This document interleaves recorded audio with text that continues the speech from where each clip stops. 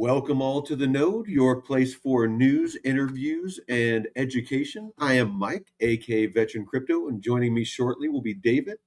But we're going to go ahead and jump right into the news. I'd like to thank everybody for tuning in. And please, if you could, on the way in, if you could hit the like, subscribe, and share. We greatly appreciate it. It helps us immensely to get a lot of this, really good information out to as many people as possible. Because now in the bear market, it is the time to really buckle in and get your education. Because here soon, if you listen to Cowan and David and a lot of people out there that know what they're talking about, they're saying that October potentially is going to be kind of the bottom of the bear, and that we're going to start seeing some accumulation, consolidation, things like that. And so you need to understand these projects, these protocols, that we talk about on this show, and and the tokens relationship to the company, the products, the offerings that these projects give. What is it that they are solving? What's their pain point? What pain point are they addressing? That's what you need to ask yourself. And then on top of that, you need to ask yourself, what role does the token play in that? Because there's a lot of tokens out there, and we're trying to educate people on this, that if you don't want to invest in pure speculation, you need to understand good, solid tokenomics and what we call value capture. And yes, you can make money on speculation. People have made millions in these crypto markets based purely on speculation. But as these markets move forward, it is looking more and more like, and especially smart money, institutional money, is going into tokens that have strong tokenomics and have strong value capture. So, David, how's it going, man? Oh man, look at markets. They're dumping. Yeah. Dumpy. We got Bitcoin down $2,000 at 62 and a half. ETH down 60 points here at 1680, 1690. Solana down 4.5%, trading below $70. And man, I am really starting to get excited about seeing a cycle bottom, because I think we're getting close. I think we're within, maybe 60, 90 days of an actual cycle bottom for this bear cycle. And then we get to start buying, man. You got your shopping list ready? I got a little bit of a shopping list ready, and it's a short list though. I've really narrowed down the projects that I'm interested in putting any real money in. Dude, let me guess. XRP, XLM, Ondo. A dumpster fire coin. You gonna get any of that? Yeah. It's like you're reading my mind. There we go. Yeah. Now, honestly, really, it's just Bitcoin, Canton. Let me actually take a look. Hype. I want to get a little bit of Tron, but I don't want to go too heavy into Tron. No. Just a small allocation. What about some ETH? What do you think about picking up some good old Ethereums? I have a little bag of ETH. Like I got about $2,000 right now of ETH. Let's see, Bitcoin. I'm not a huge fan of the tokenomics on Morpho, but I think there's going to be a speculative pump, so I'm holding on to my Morpho. I'm very bullish on the protocol, but the token, not fully convinced. So, do we lose David or do we lose me? Oh, there we go. So Morpho, it's like I'm very bullish on the project, but the token, I don't know if I'm going to hold it long term. I mean, there really isn't even a whole lot of ways to earn with it on its own freaking protocol. Oh, I lost your sound.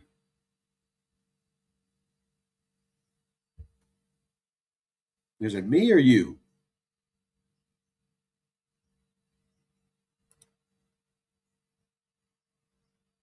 Oh, it says your mic isn't connected. Well, I'll keep going through what I got. So yeah, hyperliquid, maybe some bit tensor. I got a little bit of near after we did our deep dive on it. All right, can I hear you now? Oh, he's gone. Having some technical difficulties. All right. But no, the big one that just keeps grabbing my attention is Canton. I mean, that thing is rock solid. Whenever the rest of the market dumps, I mean, it might lose, 1, 2, 3%. But for the most part, like here, I'll actually show my screen.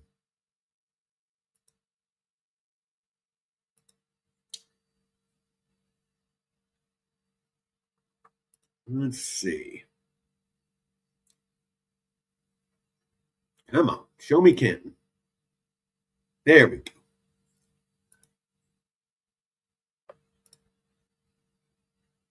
So yeah, I mean, Canton, I mean, look at this. Since its launch, when it launched, it took a dip, and I wish I would have loaded up. I mean, it got down to almost 6 cents.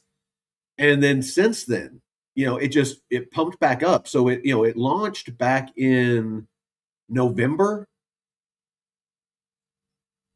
of last year, and then it dumped, and in December it bottomed out, and then since then it's pumped, and it's found this range between like 14 cents and for the most part around 17 cents, and has just ranged in this area while the rest of the market has just been up and down and up and down. It's just been rock solid. And so what that tells me is there isn't, and if you look at the volumes, there isn't a ton of buying and selling.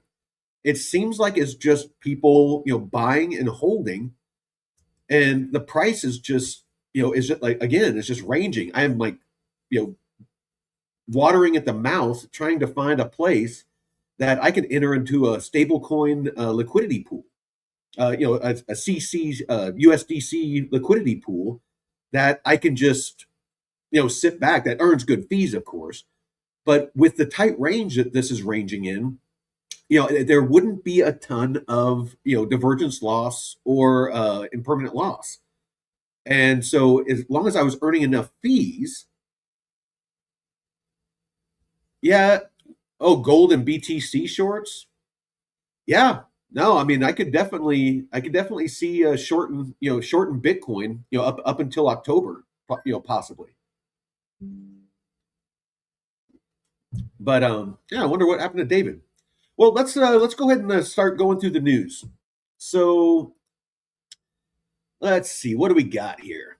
We got it looks like strategies STRC preferred stock sinks to around $89, roughly 11% below par.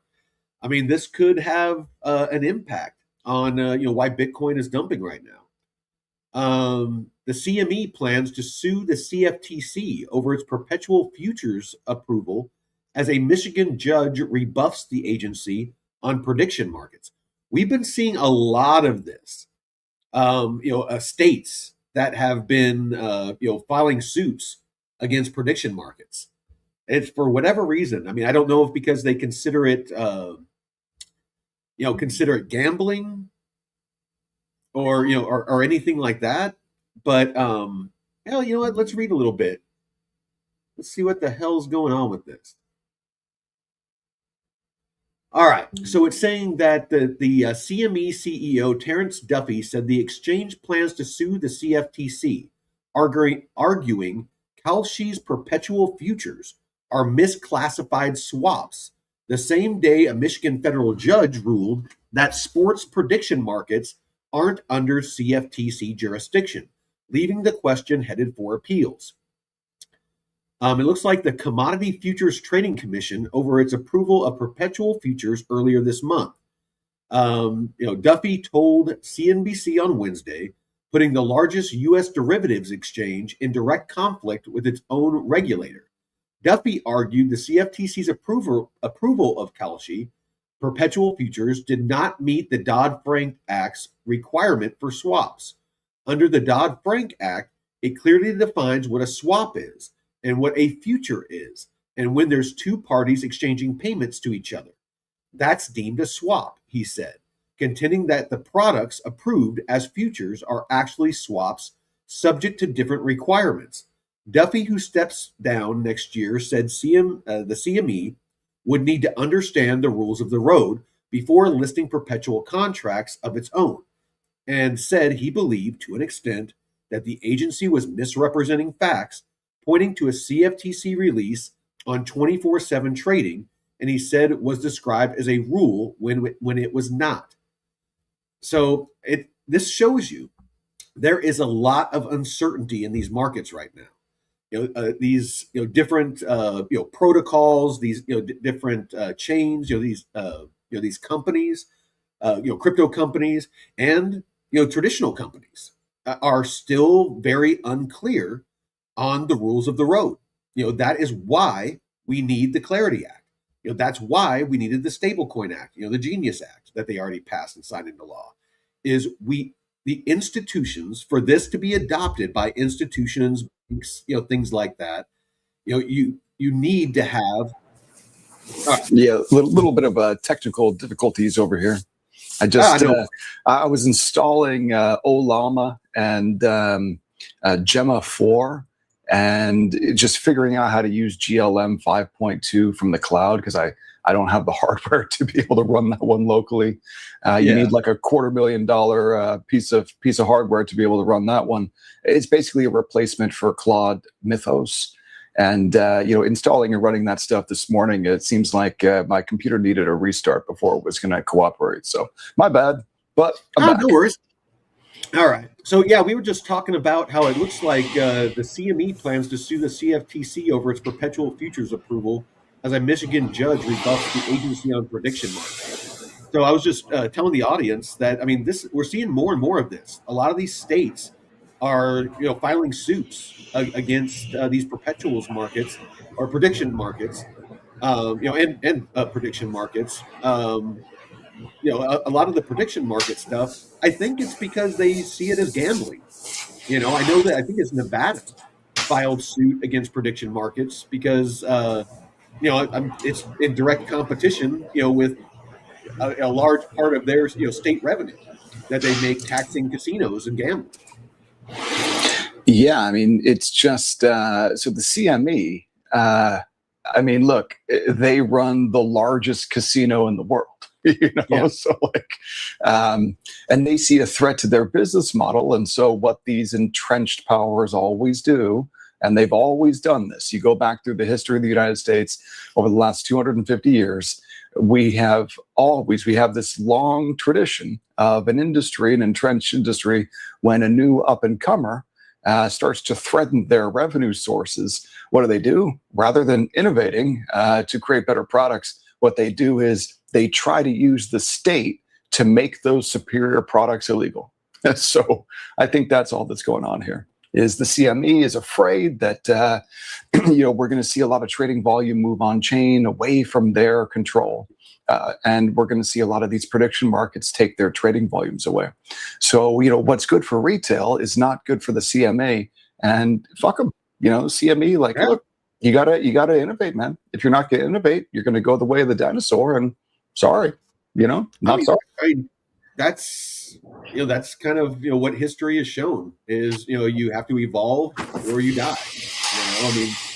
Like you're talking about with the dinosaurs, and when it comes to business, if you can't keep up with technology, and it's like trying to run a brick and mortar business, but you don't have a website, you don't have a social media presence, you're not online, nobody can find you on Google, anything like that. You're just put up a business, put an open sign in the window, and just sat down and waited for customers. You're not going to survive like that. Your competition is going to destroy you. So this technology is coming. It's not if, it's when, and it's just a matter of picking the right projects that have the right tokenomics to where buying the token actually benefits you the token holder, or if they end up doing IPOs. If you can, if they end up having a stock, so there are, certain, exposures that you can get to crypto projects and stuff like that, like Strategy. They're investing in Bitcoin, and you can buy a stock, and if you're bullish on kind of what they're building, I mean it's kind of a Ponzi scheme really, but It's it literally like very close to the definition of a Ponzi. Like yeah it's like a levered Ponzi. yeah And it'll work as long as Bitcoin, numbers got to go up for BTC. As yeah long as that happens, then Mr. Saylor's Ponzi works. But if there's ever like a prolonged bear market, like if everyone's wrong and this October is not the end of the bear, and we actually like go down to 30K, which I don't think is likely at all, but like, dude, stretch STRC, the yeah big problems for Mr. Saylor. yeah I mean, today STRC, Mike, I think it's, with Bitcoin down at 62 and a half, pretty sure STS 85. So any, like, look, all of these corporate treasuries, all they've done is lose money. I think maybe like some hype corporate treasuries have done okay if they got like a really good entry. Maybe there are a couple of Bitcoin treasuries that have done okay if they were buying 10 years ago, but how many of them are there? Like one, maybe two. All of these corporate treasuries, man, they've got big problems because they're sitting on massive losses. And so anyone who, took their corporate treasury and instead of, holding cash or holding treasuries or holding something along those lines, they dumped it into STRC to go after that 11-12% yield. Well, I mean, look, if it's trading at 85 cents in the dollar, you're down 15 points. yeah So like you need like 18 months of yield just to get back to break even. yeah This is not math that maths. This is bad math. So like, yeah. and that can turn around. If Bitcoin pumps and those shares go up, it can turn around. But yeah, I mean, overall, right now, anybody that bought that at that level, they're like I said, like you said, they're down. Yeah, being down's not good, especially No. if it's like you're talking about a corporate treasury. Like, Yeah. how many of these corporate treasuries, Mike, have we seen, unload their holdings? Just A so lot. they can, like, for Solana and for Ethereum, those are some of the biggest corporate treasuries. We're holding ETH and Sol. That hasn't worked like at all. You take a look at what's his face, Tom Lee. I hope Tom Lee is right. I think that I hope I hope Saylor's right. I like these guys. I want this stuff to work, but in the short term, like the last 12 months or so, it has not worked. I'm pretty sure both Tom Lee and Michael Saylor are down like, what is it, 10 billion, 20 billion on their holdings. So Yeah, no, they're definitely down. But well, I mean, speaking of Ethereum, the Glamsterdam upgrade, its biggest since the merge, enters the final development stage. So the upgrade entered its final development stage with DevNet testing of all planned EIPs, including enshrined proposer build separation, block level access lists, and sweeping gas repricing, with activation expected in the second half of 2026, which is just around the corner. Ethereum developers have entered the final stretch on the work on Glamsterdam, the network's next major upgrade, as teams begin testing a version of the fork that bundles all of its planned protocol changes. Developers are currently running developer networks, or DevNets, early environments used to trial new code before it reaches public testnets, containing the full suite of Ethereum's improvement proposals slated for the upgrade. Let's actually see if this gives us that list. So what does this mean for layer twos? I'm just curious. What does this Glamsterdam upgrade mean for layer twos? Well, let me rattle off some of these, and then if you'd like, I mean, I would love to hear what you find. Yep. So it looks like don't know what this enshrined proposer builder separation is. Block level access list, increase maximum contract size. Um, you know what? This is going to get too granular. I'll end up spending way too much time going through those. So let me read a little bit more of this. Along the timeline, features are enshrined proposer builder separation, which would move into Ethereum's core protocol, where we explore how crypto and math between entities that build transaction blocks and those that propose them. Today, that relies on off-chain arrangements with added trust and centralization control. Bringing it on-chain is intended to reduce opportunities for manipulation tied to maximal extractable value, or MEV. A second major proposal, block-level access lists, would let blocks declare in advance which accounts and contract data they will touch, allowing clients to preload information and execute blocks faster. Beyond those, Glamsterdam includes a sweeping set of gas repricings intended to better align fees with the resources each operation consumes. The proposed changes, still preliminary, would make high-level computation cheaper while making state more expensive, lowering the base transaction cost while raising the cost of operations that expands Ethereum state. Developers say the goal is to reduce bottlenecks and make the network easier to scale with zero-knowledge proving systems. For now, the focus is on testing, finalizing specifications, and explaining the repricing changes to the broader community before the code is hardened and shipped to public testing. So, what are your thoughts on that? And what were you able to find, David? Yeah, so I'm just reading about Glamsterdam a little bit, and I can't help but think that there's been all this fee cannibalism, right? So because these layer twos are so much more efficient at batching millions, they batch millions of transactions together into these tiny pieces of data. And so because they do that, that means they don't buy as much layer one gas as they used to. And this Glamsterdam upgrade is making the layer one computation on the ETH mainnet even cheaper. So that means that after Glamsterdam, Ethereum mainnet will burn even less ETH in the short term. So the long-term thesis here is that the layer two transaction volume will grow so massively that it makes up for the cheaper individual costs. So remember, we're always thinking like, the tech is great, but what does that mean for the coin? What does that mean for the token, right? Yeah. Like why ETH number go up as a result of this? Like why? What's the mechanism for that? So I'm just trying to speculate on this a little bit. So Glamsterdam is not just a technical patch.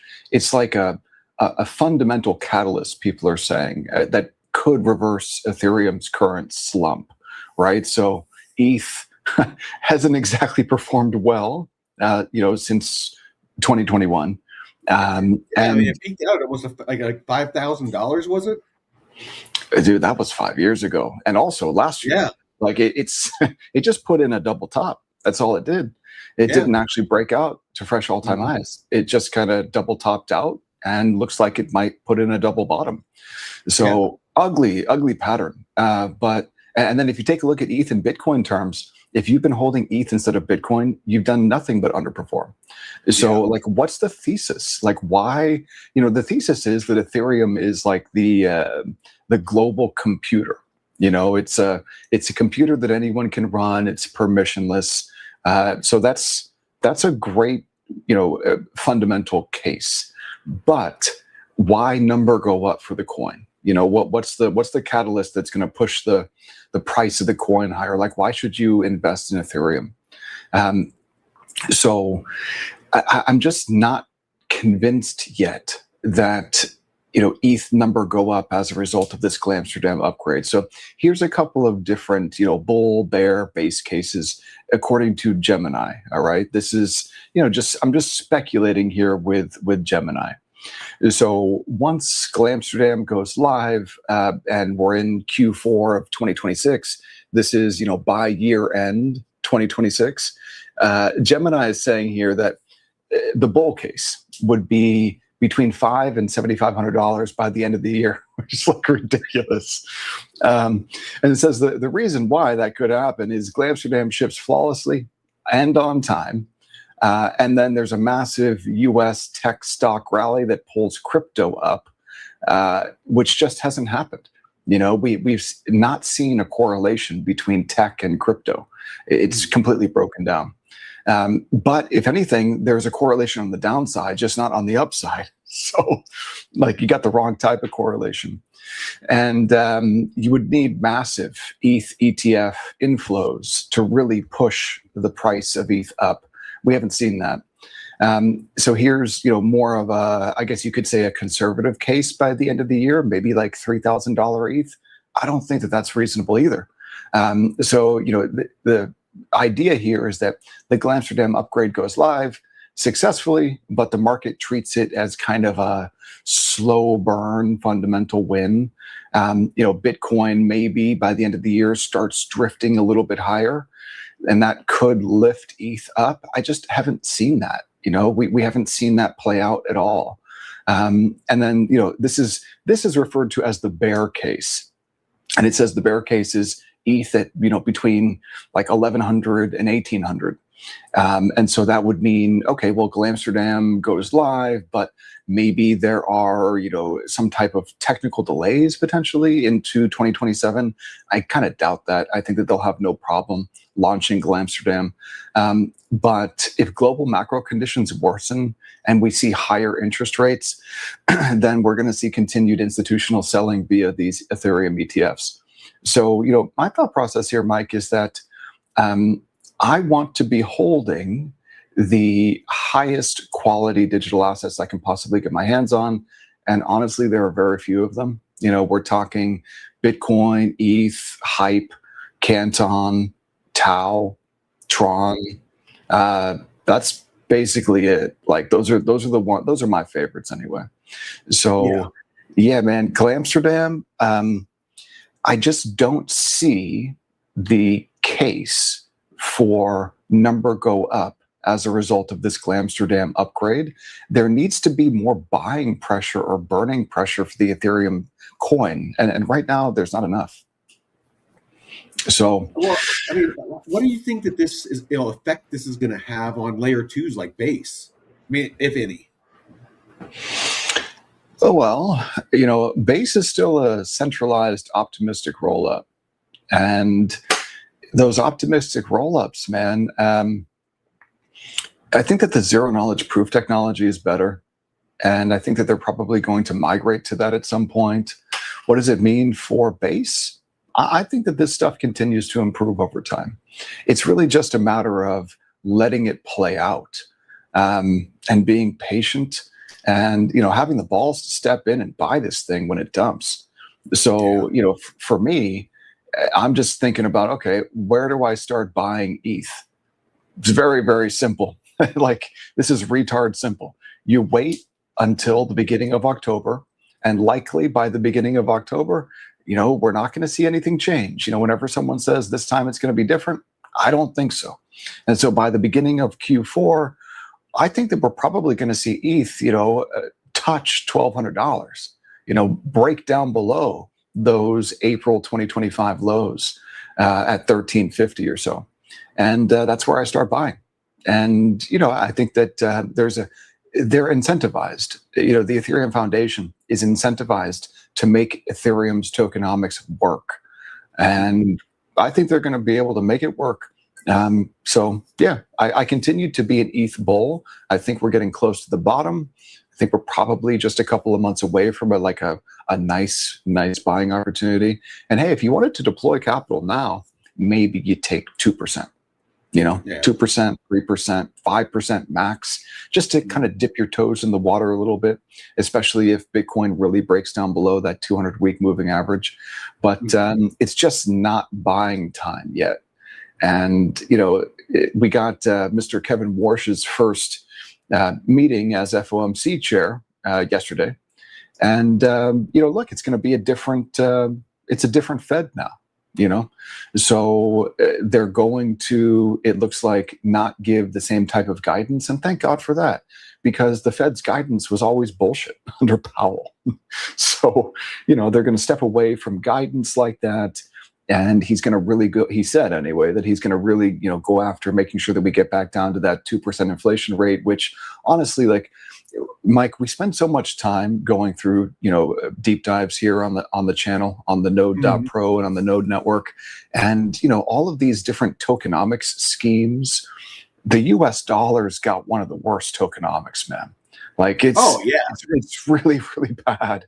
And so, like, whenever I see people, talking about inflation and the inflation rate, like, you got to remember what happened in 2020, 2021, and 2022, where all that money was printed out of thin air, and we got this massive asset price inflation.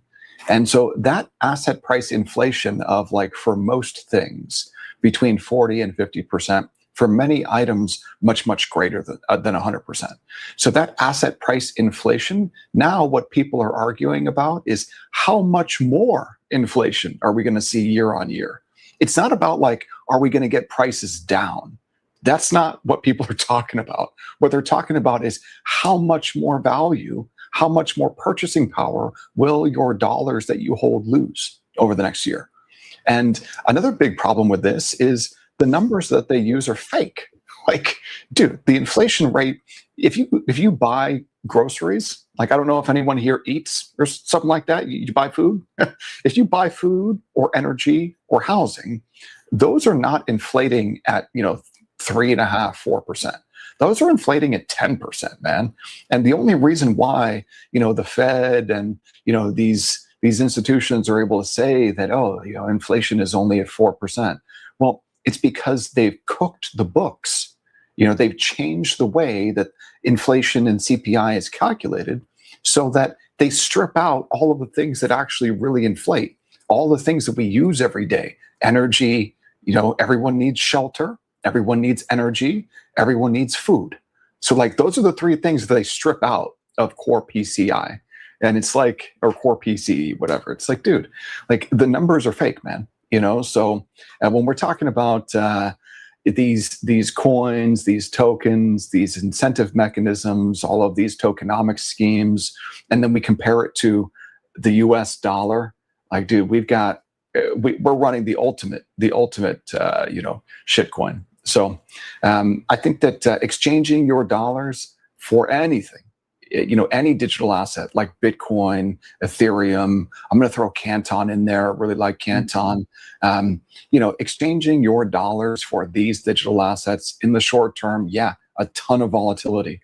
But over a longer period of time, think 24, 36 months, something like that, which honestly, 2 or 3 years, man, it's really not that it's not that long, So, but just thinking out just over the next couple of years, do you think that it's likely that the dollar will continue to lose value and these digital assets will gain value in US dollar terms? I certainly think so. Now, a lot of people are going to say, Mike, that, okay, well, we need to, instead of buying digital assets, why don't you just buy gold and silver? Well, the problem there for me is we've seen gold and silver put in parabolas in the past. And every time gold and silver in the early 1970s, the early 70s, the early 80s, 2010, 11, and then now. And every time, so this is the fourth parabola out of the precious metals. Every time they've put in a parabola, they've always corrected. So we'll probably get a better buying opportunity for gold, for silver, for Bitcoin, for Ethereum, for other digital assets, over the next couple of months. So that's what I'm looking forward to. Yeah. All right. Well, I mean, speaking of the Fed and the dollar. Oh, this pissed me off this morning, man. I was reading about this too. So the Federal Reserve moves to close stablecoin loopholes with new customer ID rules. So the Federal Reserve proposed Thursday that payment stablecoin issuers maintain written customer identification programs, a move that signals Washington's determination to bring digital asset markets into the same anti-money laundering discipline long applied bullshit. to traditional banks. The proposal would require so-called permitted payment stablecoin issuers, or PPSIs, to collect from each new customer a legal name, date of birth or information, physical address, and government-issued identification under number before opening an account. So basically, what they're trying to do is they're just trying to further make these digital assets, like how they treat the kind of the digital dollar that we already use on our bank accounts. Because really, if you think about it, what we are using, in our bank accounts currently is pretty much digital money. I mean, it's not cash, it's not physical. You swipe your card, and it ones and zeros fly across the internet, and it deducts it from your account. I mean, we're already kind of using digital money, but with these stable coins, they don't have the same controls, they don't have the same oversight, they don't have the same draconian controls over them. And that's really what the Genius Act, started to do, and they're further tightening, the noose around these compliant stable coins. So, I mean, it's it's getting harder and harder to be self-sovereign when it comes to these digital assets, and especially if you want to participate in some of these protocols that have the deeper liquidity and the better opportunities to to earn yield. So I mean, David, it sounds like you read about this morning. I mean, kind of what are your thoughts on it? Well, I mean, Mike, we've been talking about, how USDC and USDT are basically CBDCs in disguise, right? Yeah. That's basically what they are. And this article that you were just, reading a little bit of here, I saw something similar on X. I mean, look, this is what they're going to do is they're always going to say, oh, KYC AML, it's for the children. We're just trying to make sure there's no money laundering. It's for your safety, and we want to make sure that that drug dealers and terrorists aren't laundering money. So it's like, that is such bullshit. The only reason why they do this is for control and to steal. That's the whole point. They want to be able to see who's moving what money where, so they can steal from you. They want to tax you. They want to steal from you. That's the whole point. And if you don't pay your taxes, so they can seize whatever your name is attached to. Right. It's extortion. That's what it is. We used to have revolutions over shit like this. And now people are like, well, you just pay your fair share. What do you mean? It's like, you can go fuck yourself. I'm only being taxed 40 or 50% of what I earn in a year. No, dude. So you know what we need to do, Mike? We've got to perform some deep dive research on these stablecoin products and see if we can find one or maybe a handful of them where when you custody it, you're not going to get reported on to some, agency or governing body that's then going to show up at your door and take all your shit. We have it on our to-do list. I think we called it the node approved stable coins. So I think that's a good idea.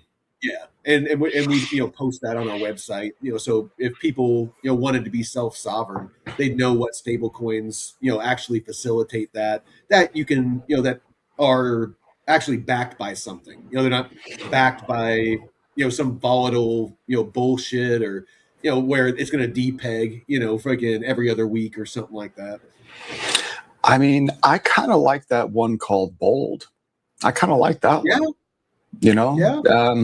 At least when you hold that. So here's the big difference. There's a core difference between holding fiat dollars in a TradFi bank account and holding USDC, USDT, one of these Genius Act compliant stablecoins in your wallet. The core difference is when you hold a stablecoin in your wallet, you have custody.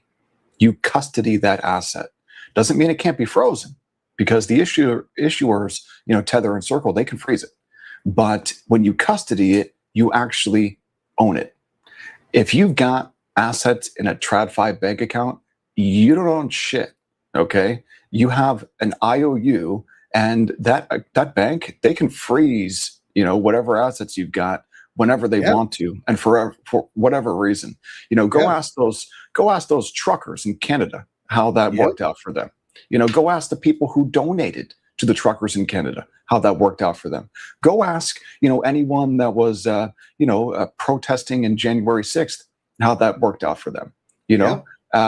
Look, these governments have proven that if you ever raise your voice to them or stand up, they're just going to freeze all your shit and take it. So like this is not good.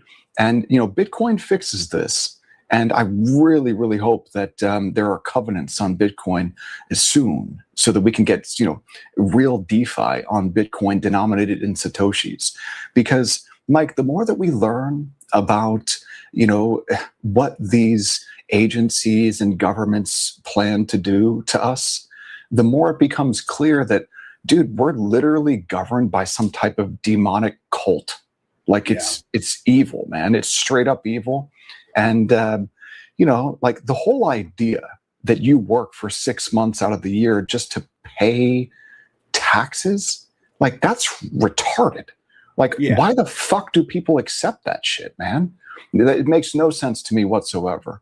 I don't think that most people actually think for themselves. It's just so easy when you've got, 50 different flavors of ice cream and bagels. You've got all these choices for shit that doesn't matter. But for the stuff that does matter, you better fall in line or you're going to get the hammer dropped on you, man. So like, that's not the way America, this is the 250th anniversary of America. And like, we were founded, not to become this. The government's supposed to work for us, not the other way around. And the Federal Reserve, the one proposing this change, dude, it's an unelected fourth branch of government. So like, it really pisses me off. And so that's why, what we've got to do, we've got to find more stablecoin products like Bold, where when you own it, when you custody it, it can't be frozen. There's no like submitting your ID, none of that bullshit. So yeah, we got to find more products like Bold. Absolutely. Well, the next news is Quantum and Q Labs announced Q Vault commercial availability. So it looks like, for whatever reason, it's not wanting to scroll. But it looks like this company has launched Q Vault, a self-custody smart contract vault designed to provide quantum attack protection for digital assets. It's developed on 01 Quantum's patent-pending QCW, Quantum Crypto Wrapper, and QDW, Quantum DeFi Wrapper technologies, which provide the integration layer for Falcon, signatures, and post-quantum transaction flows. The vault is now available to public following an early access period in which initial Hyperliquid users migrated HYPE onto the post-quantum signing environment. Interesting. Okay. This is out of Canada. Yeah, Toronto. Yeah. Not too bullish on Canada. Really Not at all. not. No. Yeah, not at all. No, they're like, they're trying to become a little mini UK. And it's like, dude, like, just, yeah. So not too bullish on that. I think that Ethereum will upgrade to become quantum safe. I think Bitcoin will upgrade to become quantum safe. I think that all of these, major chains are incentivized enough. The developers, the core dev teams are incentivized enough to make their products, their chains quantum safe. That like I don't really fuck Canada. Yeah. So all right. So on-chain token trading is now built into the Kraken app. Our customers in the U.S. and more than 100 countries can now trade 2,500 plus Solana-based tokens directly from the Kraken app they already use, including many not listed on any centralized exchange. So on-chain token trading is now live in the Kraken app for eligible customers in the U.S. and 100 plus countries. No separate wallet, no seed phrases, no app switching. Nearly 2,500 verified Solana tokens are available at launch, including early-stage assets not yet listed on any centralized exchange. On-chain holdings appear alongside your existing Kraken portfolio. More networks will be added over time. Thousands of new tokens launch on-chain every week.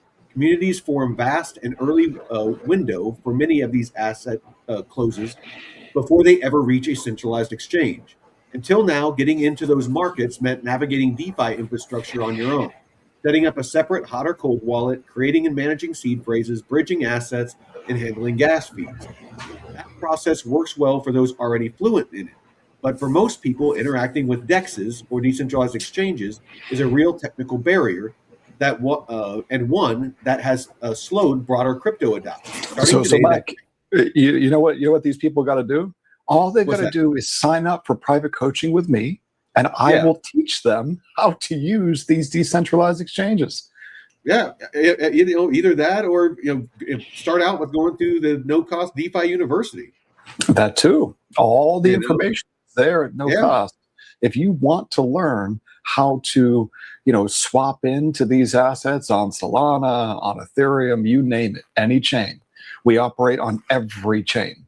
If you want to learn how to do this, you can definitely build the skill set for yourself. And once you learn how to do it, the difference between what's going on here with Kraken and Coinbase and Binance is, okay, they give you access to these coins, but it's a fugazi. You don't own anything.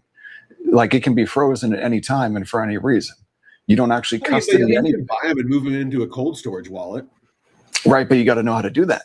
Oh no, yeah, absolutely. But I mean, this actually is I think a great service, because before, if you wanted to get into a lot of these like early projects, especially these meme coins, like if you wanted to trade that initial volatility of some of these meme coins and stuff like that, I remember trying to get in some of those years ago, and I mean, it was obscure as shit, and like people were using, I think it was like a Telegram bot, like a sniper Sure. bot. Oh yeah. They were doing all kinds of crazy advanced shit to front run, and with this, I mean, it potentially makes it to where the average person can actually get in early on some of these and make a little bit of money on some quick trades with them. I mean, by the time you get to exchange listing for these coins, likely the majority of the gains have already been had. Well, I mean, but that's what this is talking about. This is talking about that it's good.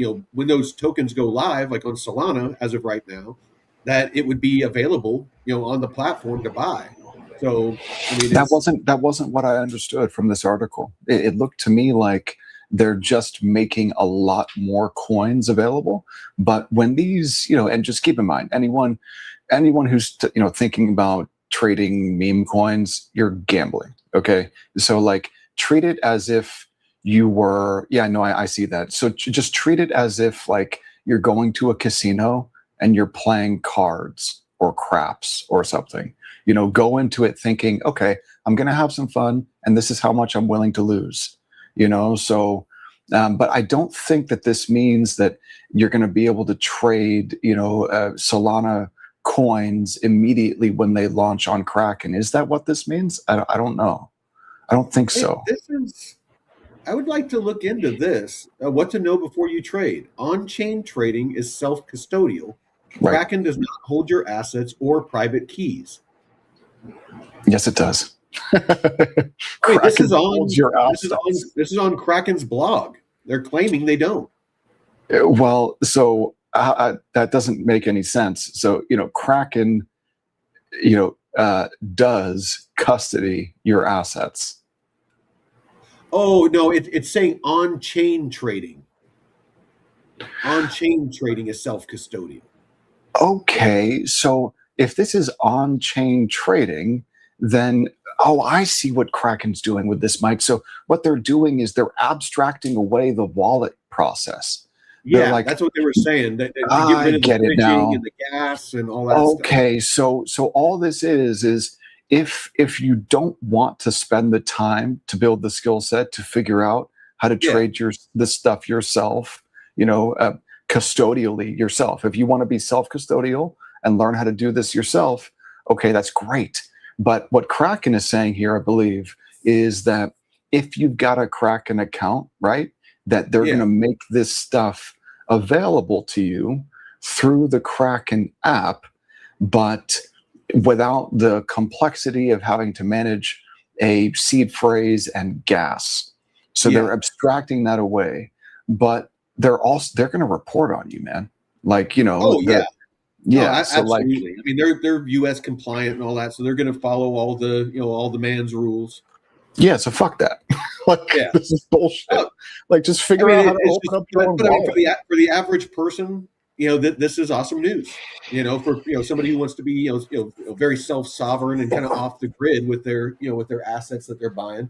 This isn't like hugely bullish for you, but the average person that saw some meme coin or something on social media and they want to try to buy their lottery ticket. This might be an awesome thing for them because they don't have the education. So speaking of lottery tickets, Mike, the numbers racket, that was like a mob thing. That was always a mob thing. Yeah. Until the state took it over. Yeah. Which is like, how does that make any sense, man? Like, no, those old movies when they talk about running numbers, it was basically you picked your numbers like you would with that was mafia.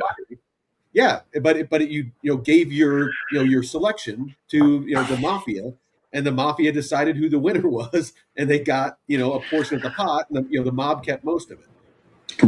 Right. So basically what Kraken is doing here is giving their unsophisticated user base access to a new Solana casino. The Solana casino never really died. That's still what it is. It's still like a meme coin casino. And we saw what happened when the markets died and the meme coin popularity died off. Trump killed it, man. It was the Trump coin. That was literally that marked to those handful of hours on that Friday and Saturday when that coin launched. That was the top. It happened in real time. All the other meme coins that everybody was freaking on social media going on and on about going to the moon. All that liquidity got sucked out of the market. And it all went into the Trump coin as it went parabolic, and Trump was selling, what he had, while it was going, and just dirty. I think it was like a couple of $1 billion or something like that. That weekend it was. So his company made like $500 million. I had a really, really good day on the Saturday after it launched. So it launched on Friday evening, and that Saturday morning, I was providing liquidity in Trump Sol. And I was in a pool on Orca that had like 100K TVL in the pool, and I was like half of that TVL, and I had a really, really good day.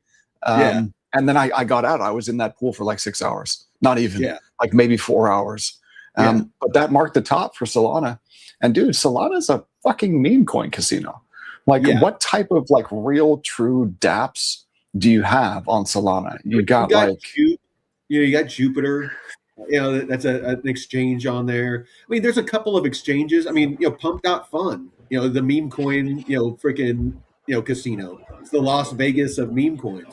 That thing was making all kinds of fucking revenue and shit like that. But during the meme coin frenzy. But other than that, I mean, honestly, not a whole lot. And staking, I mean, you don't make hardly anything staking Sol. I don't think you make anything, actually. I think it's like if you just want to break even, you got to stake your Sol. I'm pretty sure. Yeah. But I mean, you can make something. I think it's like 2 or 3%, maybe 4% or something like that. It's 7, but the inflation rate of Solana is 7. Yeah. So it's like you stake your Sol to break even. Yeah, exactly. So it's kind of pointless. Yeah. Yeah, and it's super centralized. They basically run. It's like Solana is just basically like a fast database that runs on Google.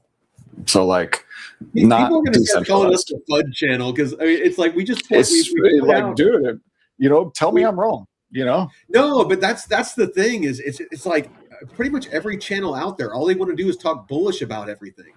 That's what everybody wants to hear. Everybody wants to tune in that hear that they're that they bought the right tokens. So everybody just always talks positive about all these projects, and somebody's got to point out the negative. I mean, look, I've been in this full time for years, and I've seen so much bullshit that like when you live in crypto and DeFi and you see, I've worked with hundreds of private clients one-on-one, and it pisses me off to no end to see people falling for this type of nonsense, thinking that, number go up for some reason that's completely disconnected from what makes number go up. So I will never stop pointing out what I believe to be true. And, Solana, I would love for Solana. I want this stuff to succeed, but I'm also going to speak my mind and speak the truth. And so I would also love for someone to come on the show and tell me I'm wrong and prove it. Like, show me. I want to be proven wrong. We're actually going to put on our website, we're going to put a post, basically an application. So if you're talking to me on X and you think I'm full of shit, or you want to fucking call me out, you feel like that the project better and that we got something wrong, and it doesn't have to be confrontational. But if you want to come on the show and you're going to be ready, you're going to be prepared, and you're going to actually have cited sources, where you can share your screen and you can show us the official documentation of what proves us wrong. We are going to welcome that. I love that. We are here to educate. We're not here to be right. We're here to educate. If you can set us straight and educate us on how we're wrong, thank you. Thank you, thank you, thank you. I am here to learn as well. So there's no egos here. We are going to do our research. We are going to report on what we find. We are going to get it wrong from time to time. And we welcome you to point out where we're wrong. And if you want to go to the node.pro here in the next day or two, David will probably have it up, because that guy fucking cranks shit out. That's right. You'll have that application on the website. Fill it out. Fill it out. I'll go through it, and if you can show that you're going to have some good alpha, some good content, I'll welcome you. Me and David will welcome you on the show as a guest. Dude, we are maximally truth seeking. Yes. And so, hey, you know what? That's exactly right. Truth maxing. That's exactly right. So what that means is we're going to tell you what we think. And what that also means is if you've got evidence that proves that what we're saying is incorrect, factually incorrect, dude, like, please, like, that's what I want. Like, I want people to come on the show and tell me, hey, you know what? Actually, when you take a look at Solana's tokenomics, this is the reason why it's going to perform really well and number go up over the next couple of years. Like, this is the evidence. Like, dude, I would love for that person to come on the show and say, hey, let me show you these pieces of documentation. This is why you're wrong. I can't wait for that day where people come on and prove it. Like, prove it. Dude, I've been throwing down the gauntlet on XRP for like 2 fucking years now. And that one's easy. That's an easy one. But dude, not a single XRP maxi that wants to call me all kinds of names and do the whole personal attack thing. So Mike, when you get to the ad hominem stuff, like to the man, like once you start getting to the ad hominem attacks, that's when you know that the person that you're having a debate with is completely full of shit. Like the moment that they start saying, "Oh, but you're a butt face" or whatever, that's when you know they got nothing. So, and honestly, I usually take a victory lap as soon as they start doing the personal attacks. I'm like, so you got nothing. Right. Basically, you don't have shit to say to back up your claims. Right, because you don't have to resort to ad hominem attacks if you've got the evidence to prove your point. So if you've got exhibit A, B, and C, and that proves your point, then you don't need to, call anyone any name at all, right? And you gotta cite your sources, because I've had people in the Kita community, I've heard people call them keytards, and I might start using that. But it's not bad. They one guy was just going on and did a bunch of bullet points, and it sounded super legit. So I actually went and double checked and looked up in the official Kita documentation, and he was wrong on his first 3 bullet points. And so I screenshotted and posted the link to where I found it, and I was like, dude, you're wrong, and here's where you're wrong. And he's like, oh, you're full of shit, like that, that's not what it means. And I'm like, dude, this is from Kita's official website. So you're saying that the Kita team is full of shit. It's it's crazy how much people dig their heels in when you start pointing. There's a name for it. It's cognitive dissonance. Yeah. And it happens in crypto, it happens in politics, it happens to humans. When you have a deeply held belief and someone presents evidence to you that contradicts that deeply held belief, it actually makes you dig in to that belief even more. So it does the exact opposite of what you would expect it to do. And then people start lying to justify what they believe. Or they'll shift the conversation away from that topic to something new. Or get angry, or lash out, or ad hominem attacks, or violence. We're seeing a lot of that with the political cognitive dissonance. Yes. Oh, dude. Speaking of which, I mean, we might talk about it tonight on the Red Pill a little bit.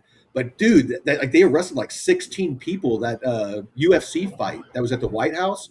There was like 16 people. There was like 5 that were planning on being snipers, and they had like this army of like drones that they were going to freaking fight out. And fuck, dude. Well, I mean, look, McCarthy didn't go far enough, bro. Like, communism in the United States, they just changed the name. They call it socialism. But these communists, man, these leftist communist pigs, dude, like, these are the most anti-American. Yeah, dude, straight up. Like these are the most anti-American people ever, man. And they're violent and they're fucking crazy. And here it is. Yeah, freaking here, I'll freaking share this. I actually ran across this morning, freaking 1770, the evolution of the left. 1776, they were on the side of the British. And during the Civil War, they were the South. Then they were the Ku Klux Klan. No. So I think that, dude, I think that our history is bullshit. I don't think that the Confederacy was a leftist movement, but that's just me. So. Well, it's just, I mean, it was Democrats. It was. I think that's what they mean. Is that I see. I get it. Yeah. And then you had the Ku Klux Klan, then you had this, then you had the hippies, and then you had Down with America, then you had the the LGBT movement, and now you have like the the Free Palestine, Death to America, freaking, it's crazy to watch, but anyway, it's super crazy. So tonight, I think on the Red Pill, so Taylor's going to join us tonight. I'm wanting to talk a little bit about kind of current events, like I was talking about the UFC thing. But I kind of want to talk about real estate and if it's still a good investment, because he owns title companies, so he's really knowledgeable on that. And actually, in between the aerodrome, kind of DeFi show that we're going to do on the market wrap. And the Red Pill tonight, me and my nephew are actually going to go look at a property that the 3 of us are thinking of buying, and and renovating and doing that. What I was telling you about before with the adventure company and building out tiny cabins and stuff like that. So I kind of want to talk a little bit about real estate tonight. Hell yeah, let's do it. That'll be great. That'll be a great conversation. All right. Well, do you want to jump into the deep dive? Let's do it. So, which one are we going to start off with today? Let me just go ahead and bring up the Node.pro. Anyone who wants to follow along with today's deep dives, you can get ahead of me and you can hop on over to the Node.pro and jump into our Intel library over there at the Node.pro, right here, Intel library. And you can go ahead and get ahead of me here.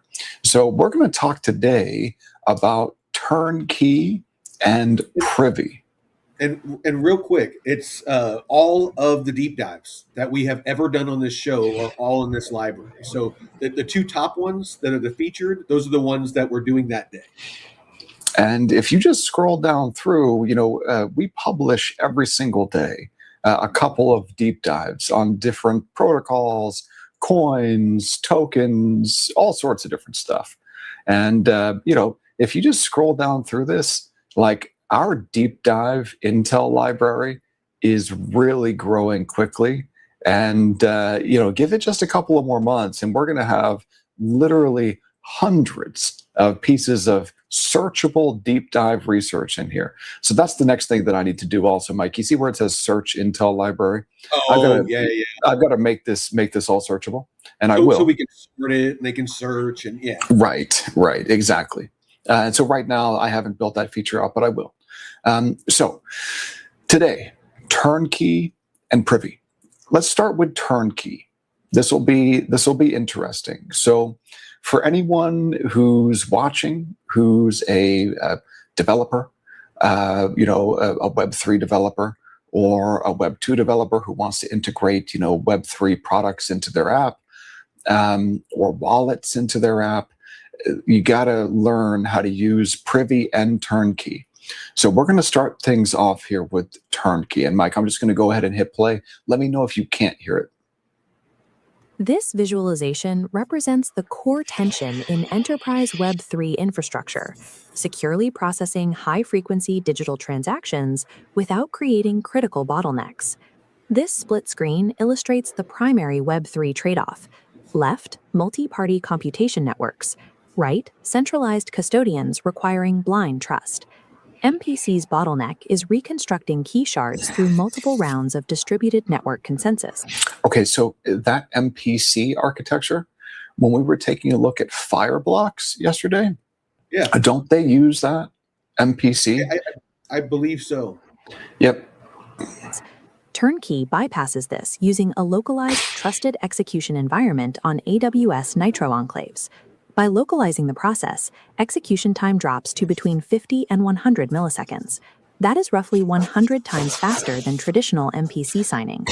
To understand how they achieve this without centralized trust, we need to deconstruct Turnkey's verifiability model from the bare metal hardware layer all the way up to the application layer.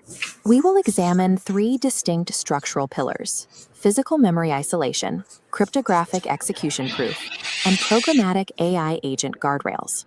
This infrastructure targets enterprise scale. It is designed to process millions of transactions for high-stakes platforms. It operates on a strict zero-trust model, relying entirely on programmatic verification rather than human procedures. Turnkey's architecture replaces distributed mathematical consensus with mathematically verified hardware isolation. This wireframe represents a standard AWS EC2 host virtual machine operating in the cloud. Inside this host, AWS carves out a Nitro enclave, an impenetrable, stateless virtual machine built directly from the host's CPU and memory. The enclave is subject to extreme physical constraints. It possesses no persistent storage, no interactive SSH access, and absolutely no external TCP/IP networking. The singular communication pathway permitted is a local virtual socket, or VSOC, connecting the isolated enclave directly back to the host machine.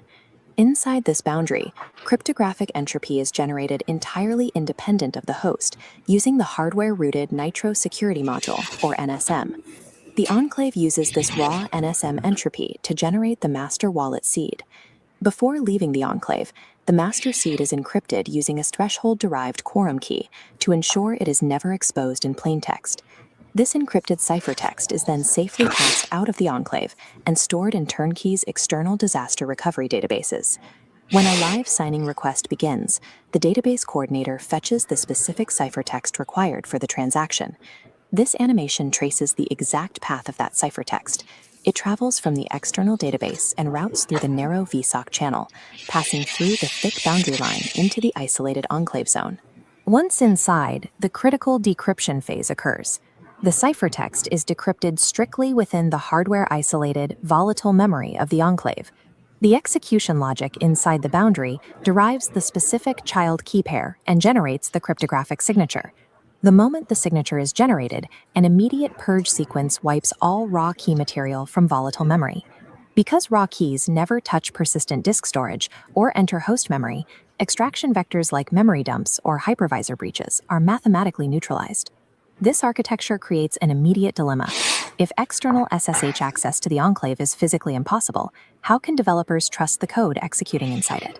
The solution is cryptographic remote attestation, provided by the hardware-rooted Nitro security module.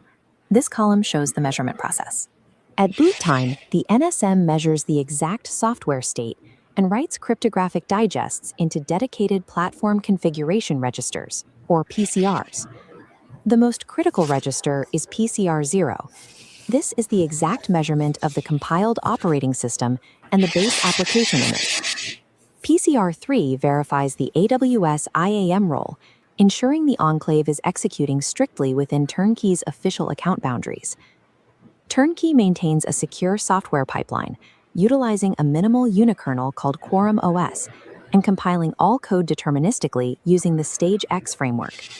This enables a strict auditing mechanism. Third-party developers can locally compile Turnkey's public source code to generate their own identical binary hash. They then match this locally generated hash against the active enclave's live PCR0 measurement to prove structural integrity. Remote attestation converts blind trust in opaque cloud infrastructure into a publicly verifiable mathematical proof of execution. Moving to the application layer, we have to look at how an external application securely triggers this highly isolated signing process. Turnkey eliminates traditional symmetric API secrets entirely.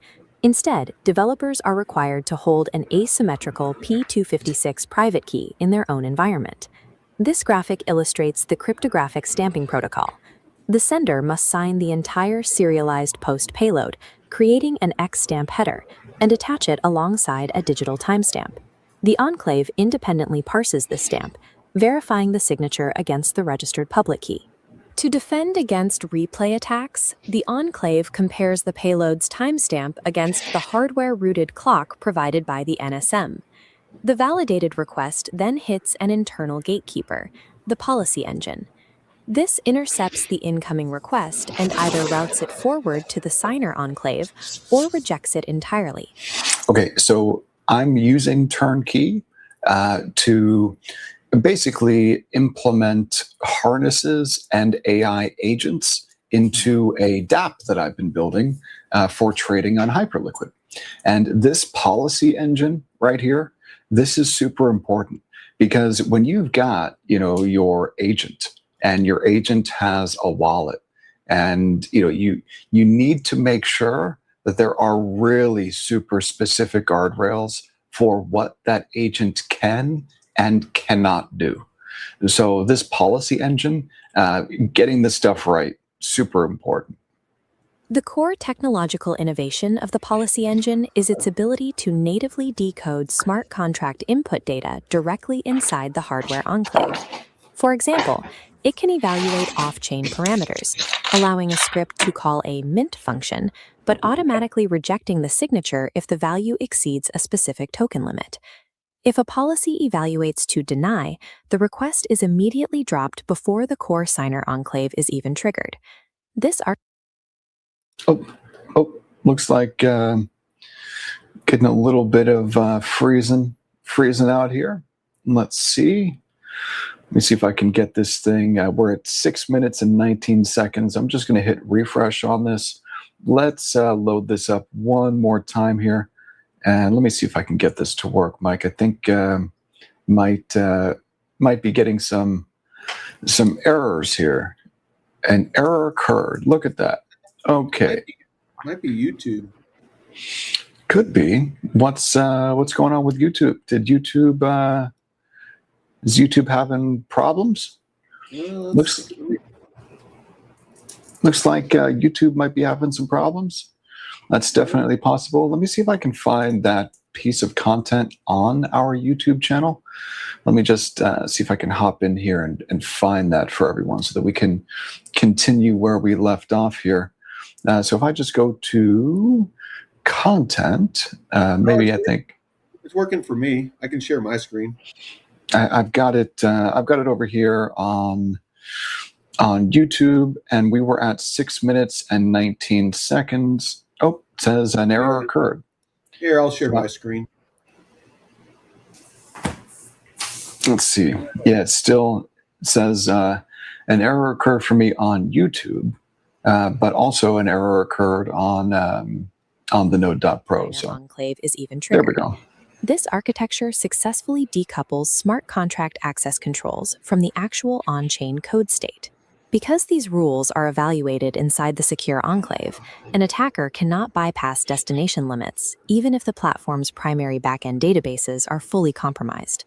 In production environments, this sub-100 millisecond enclave architecture supports complex, high-stakes enterprise applications. This flowchart demonstrates the B2B stablecoin implementation by Mural Pay, which processes thousands of monthly cross-border transactions. The Mural API gateway sends a transfer request down to the Turnkey enclave block, which scans the request against a pre-approved list of recipient addresses before generating a signature. Mural Pay utilizes the policy engine to restrict high-value treasury movements strictly to these whitelisted smart contracts. A rapidly emerging use case is fully autonomous AI agent swarms executing complex decentralized finance strategies, such as those built by Spectral. To secure these systems, they use a delegated access security model, provisioning highly restricted API credentials to AI agents instead of exposing raw wallet seed phrases. This diagram shows the enclave enforcing multi-signature consensus across an AI swarm. The lock only opens when independent cryptographic approvals from both a risk agent and a trading agent connect. The ultimate failsafe for these autonomous systems relies on global deny circuit breakers configured inside the enclave, designed to instantly halt transactions if a model is compromised. However, this highly optimized TEE-only design introduces specific infrastructure trade-offs. The primary architectural risk is the system's hard dependency on the physical integrity of AWS Nitro hypervisors and AWS root certificates. Unlike cloud-agnostic MPC setups, account recovery flows in this model require Turnkey's proprietary infrastructure and API services to remain continuously operational.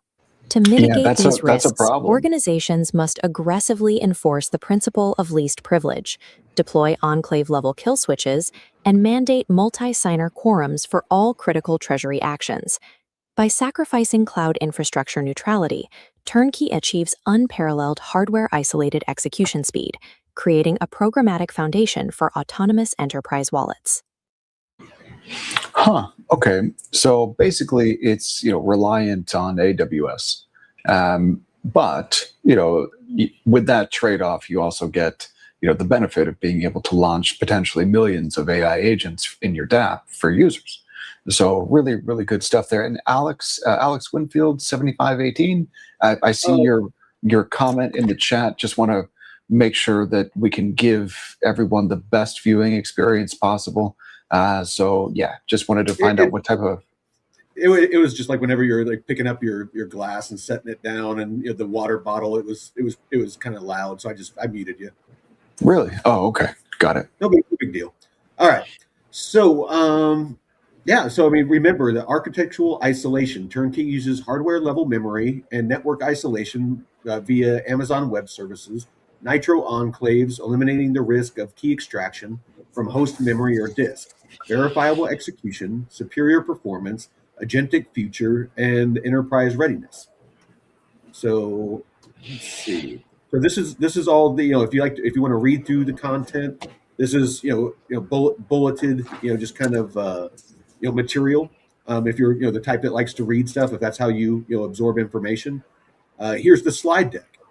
If you want to go through and just kind of get like a summary of all the different aspects of this this technology.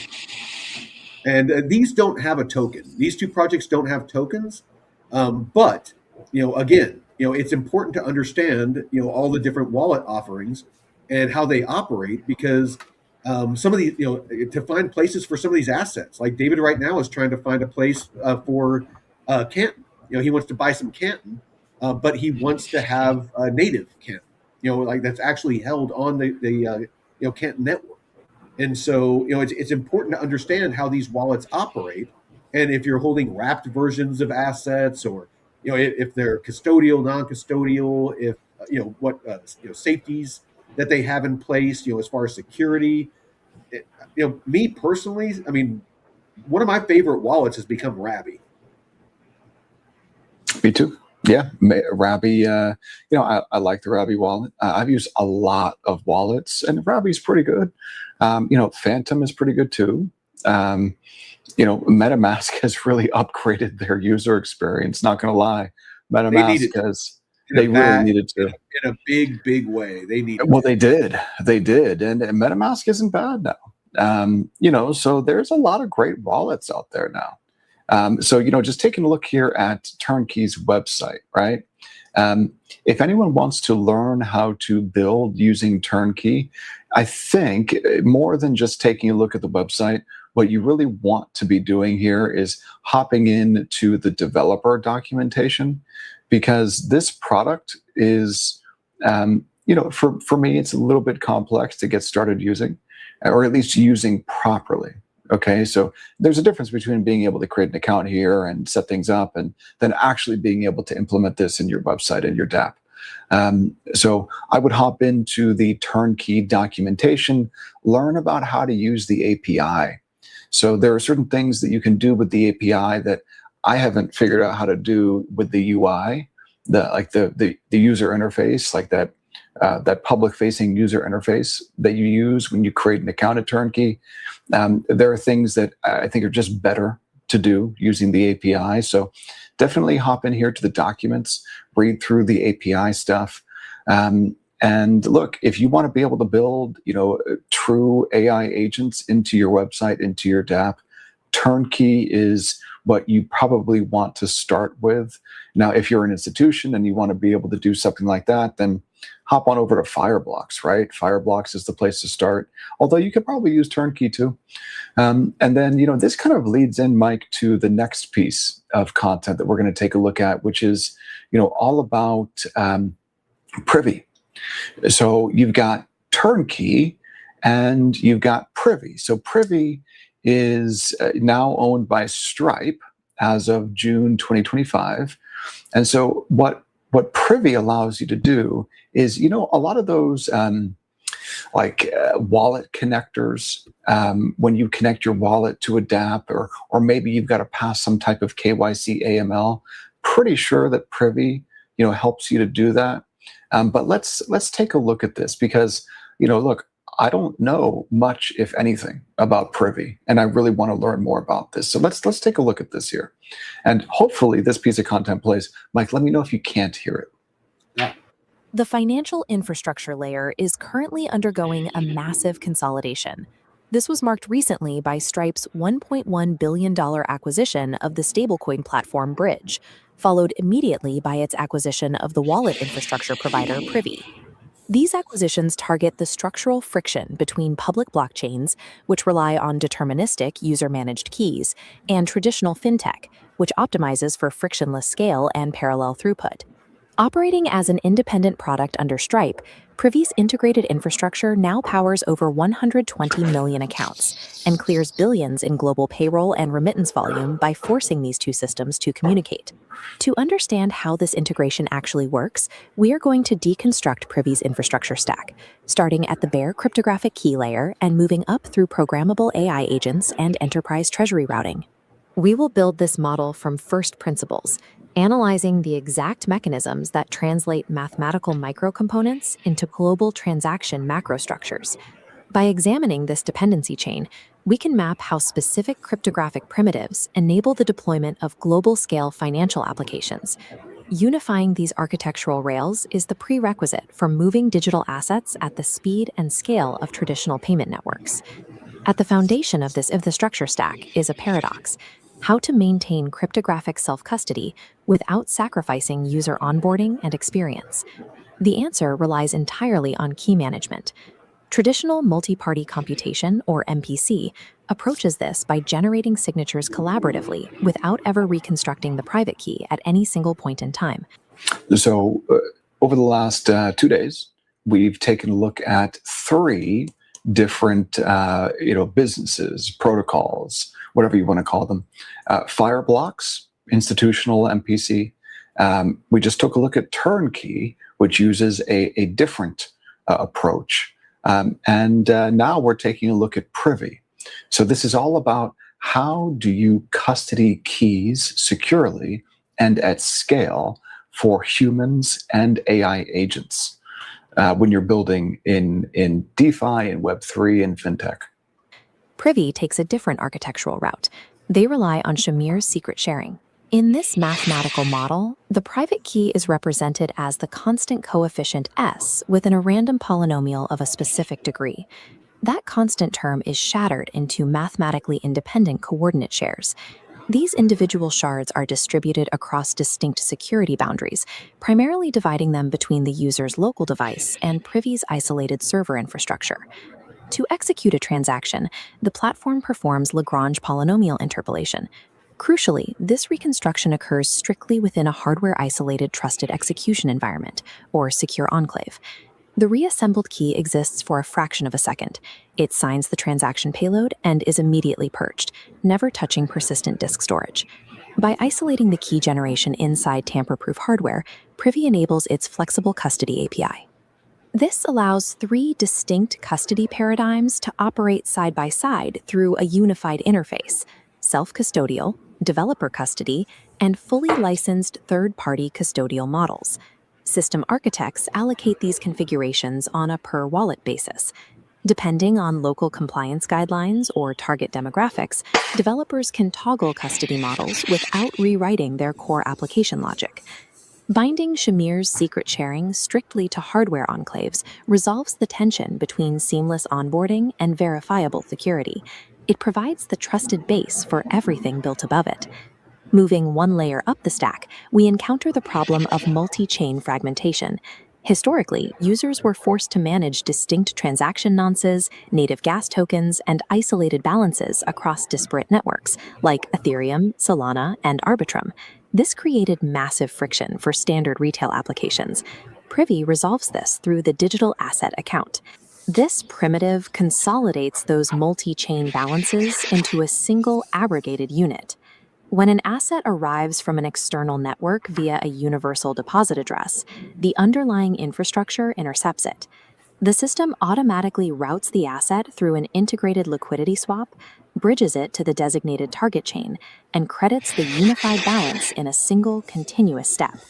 The execution logic relies on a native integration with the Uniswap API. This grants applications direct access to over 10 million assets, delivering API so that you can swap, whatever assets you own, I'm sure, for something else. That's pretty cool. 99.99% uptime and sub-200 millisecond routing latency. For engineering teams, this eliminates the need to manually query DEX aggregators, construct custom transaction call data, or build complex slippage and routing logic. This network abstraction layer also unlocks native yield generation through the Earn on Balances suite. IOL on-chain stablecoins can be routed directly into professional, risk-managed lending protocols using the ERC-4626 tokenized vault standard, integrating seamlessly with providers like Morpho and Aave. So ER6, I think ER6 or ERC 4626, pretty sure that Euler uses that also. Standardized API calls manage the underlying ERC20 approvals and vault minting functions, executing these yield strategies entirely at the infrastructure layer. Shifting routing and yield logic from the application code into the infrastructure layer transforms the wallet into an automated balance management engine. The next requirement is integrating the machine-to-machine economy, where autonomous AI agents actively hold and spend capital. The security risk here is absolute. Exposing raw private keys or plaintext API secrets to a large language model creates unacceptable vulnerabilities to prompt injection attacks and unpredictable code hallucinations. To solve this, Privy integrates directly into Amazon Web Services' Bedrock Agent Core. When an AI agent encounters a gated resource, it utilizes the Coinbase X402 HTTP protocol to interpret Quick about X402. This is X402 is so cool, man. Oh, so the mic is picking me up breathing? What the fuck? Yeah, yeah. I've been muting you like in Okay, between. well that's not good. I got to fix that for sure. Is this the first time that that's happened, Mike? Has anyone No, else been really?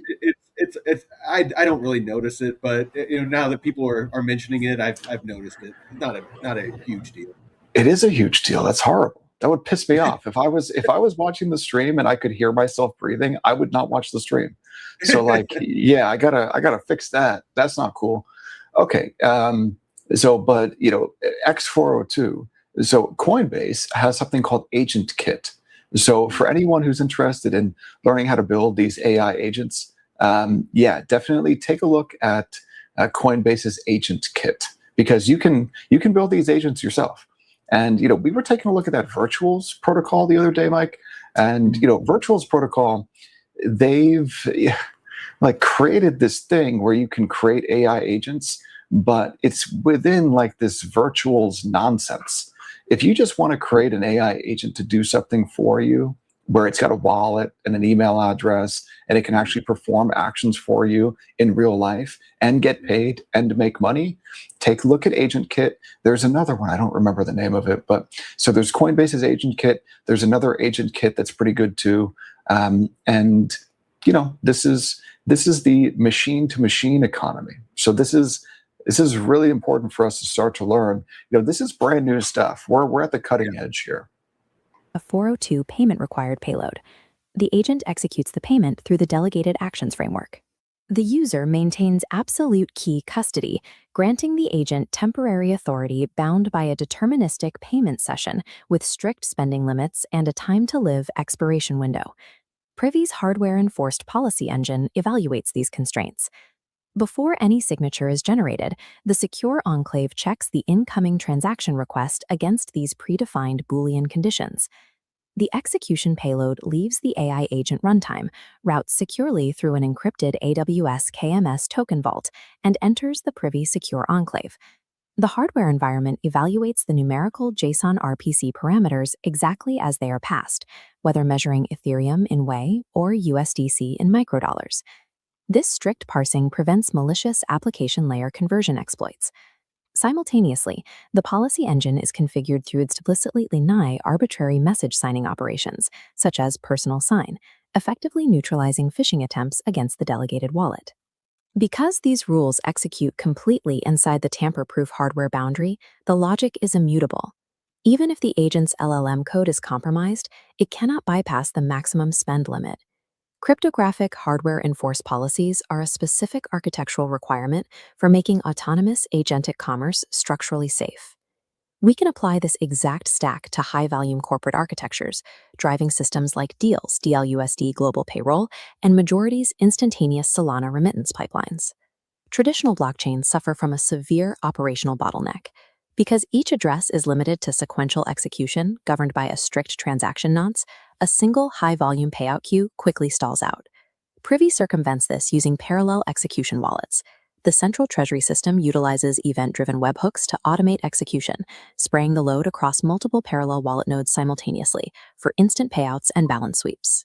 Processing massive throughput introduces a final enterprise requirement, aligning rapid cryptographic execution with actual corporate government structures. To manage this, the system relies on nested key quorums. Developers can embed one multi-signature threshold lock directly inside another.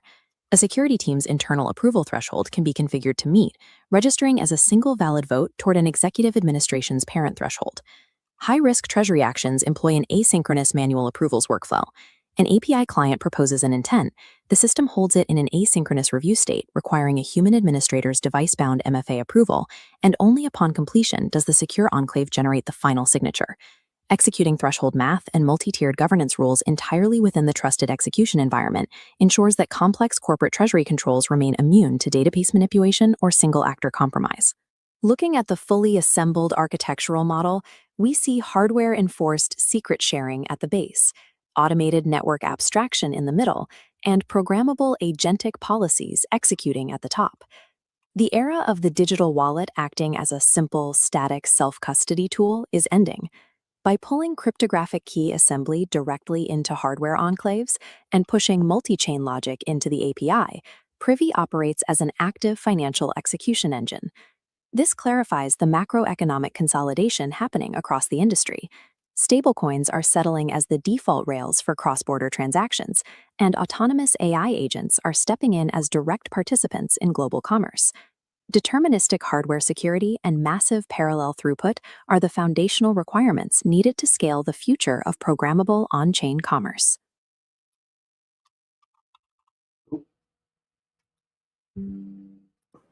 Yeah, Oh, there we go. you're So you were muted. I think what's going on is I've got the aircon and the air conditioning and the fan running. I don't see how this thing could be picking me up breathing, but I think it's just the. Let me just turn off the fan real quick. It is off. What the fuck? It's got to be the air conditioner. But the reason why this stuff is so important is these agents, these AI agents. You give it a wallet and an email address. That's an identity right there. So, just think about this. If you've got an agent that can log in to services like Gmail, right? And it can use a browser with, Playwright, and it's got a wallet so it can buy stuff and get paid for stuff. Well, that's an identity. That's essentially a human, right?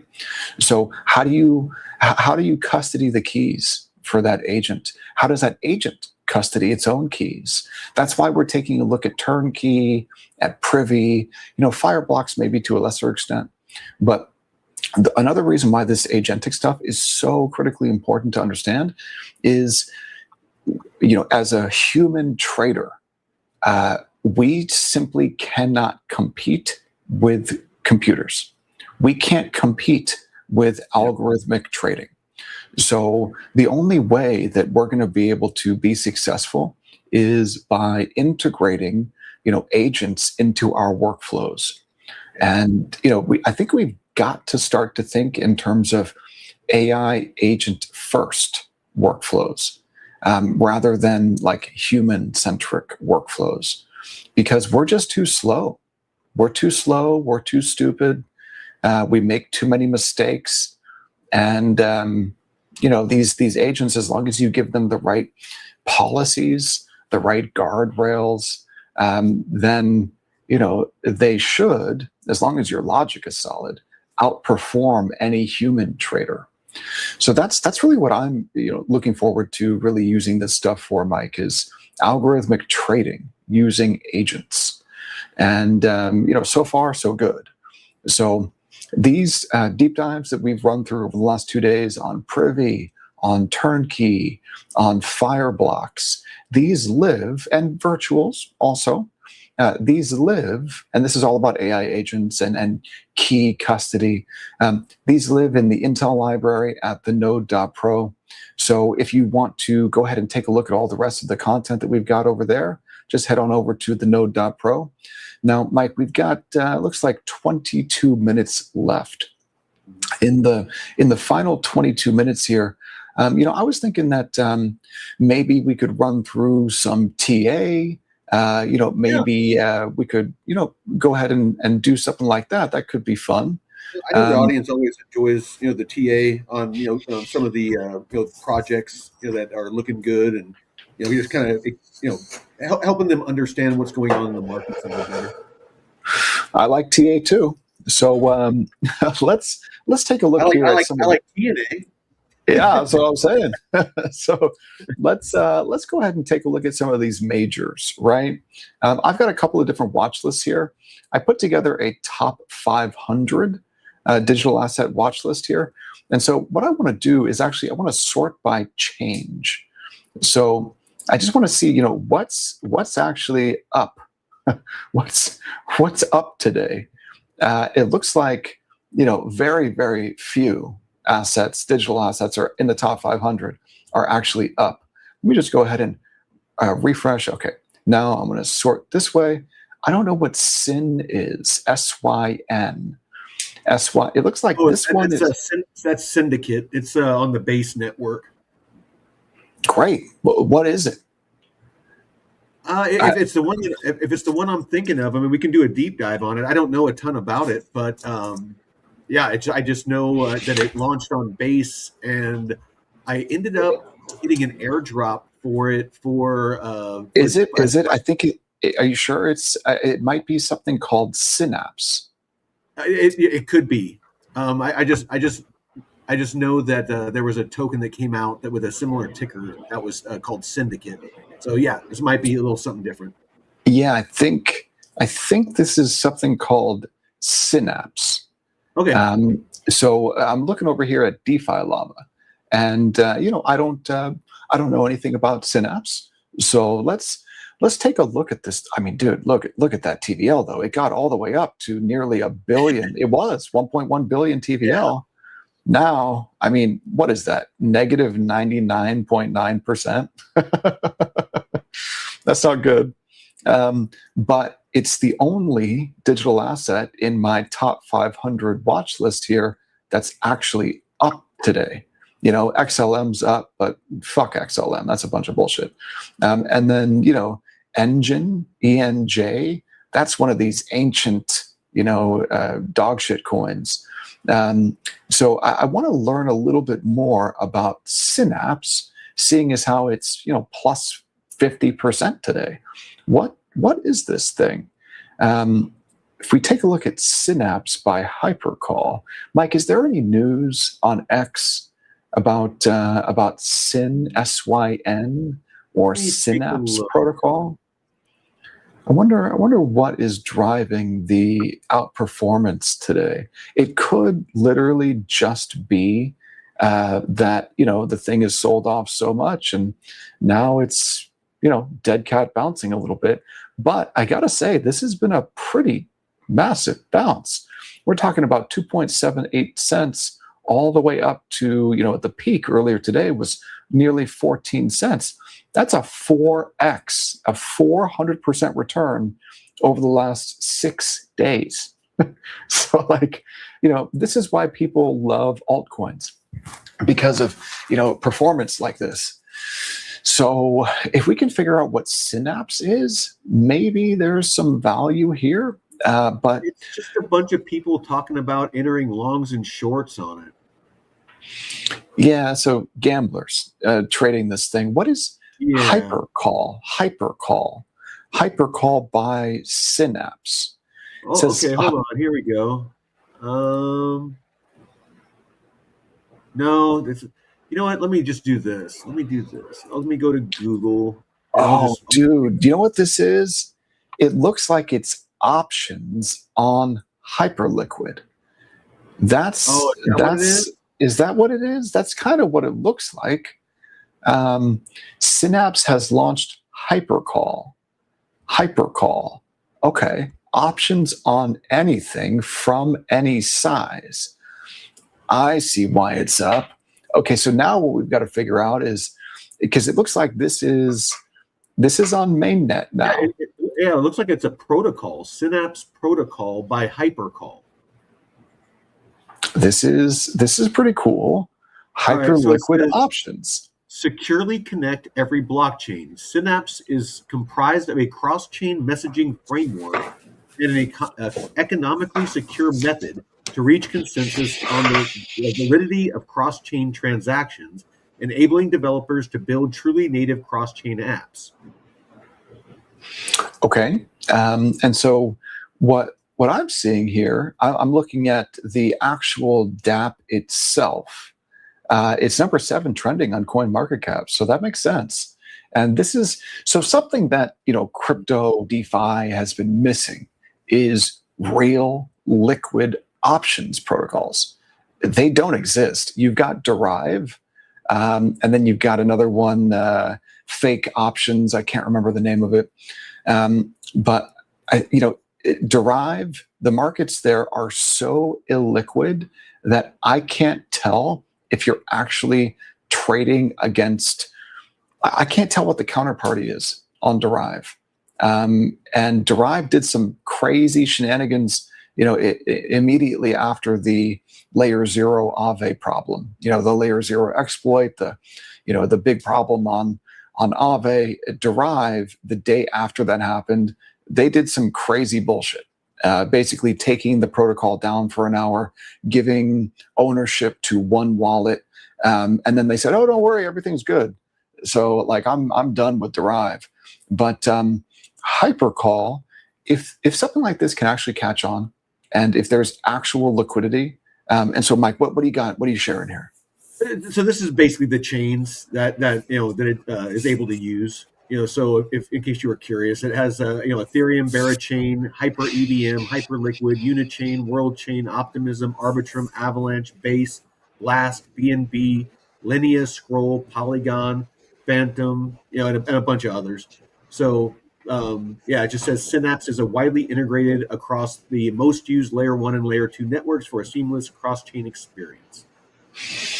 Very cool. Very cool. What I'm taking a look at here is the actual product itself. So I've got the Hypercall. This is the alpha platform. It's hypercall.xyz. That's the URL for this. And I'm just taking a look here. You see, here's the problem. If you are an options trader and you know how to trade options and you understand options deeply, then you don't want an interface like this. Like, I don't care about the chart at all. Like, if I'm trading options, I just don't care about the chart. What I care about is delta, gamma, theta, vega, rho, and rho to a lesser extent, but definitely delta, gamma, theta, vega. And here I don't see any of that. What I see instead, if I want to, maybe I want to sell some puts in an expiration, let's say in June, and you can only go out 8 days. Like, that's not good. But if I want to sell some puts, I can't even figure out how to use this user interface because all these options protocols, except for Derive, that was the one thing that I really liked about Derive was, and if we just take a look over here at derive.xyz, the one thing that I actually really like about Derive is the fact that they're going to give you a real options chain. And so this is what you need. You need an options chain if you're going to trade options. You need a chain. What you don't need is some type of crazy nonsense like this where it doesn't give you any data. So like, this isn't going to work for anyone who's actually serious about making money trading options. Another options protocol that comes to mind here is Deribit. And this was recently purchased by Coinbase, but I still can't pass KYC to use this thing. So this is the largest and I believe most liquid options trading protocol, but it's centralized. And it's definitely going to report on you. So just keep that in mind. But, Deribit is liquid and centralized. So this is the type of chain that you need to be able to trade options. If you're stuck looking at something like this, good luck trading. Not going to work.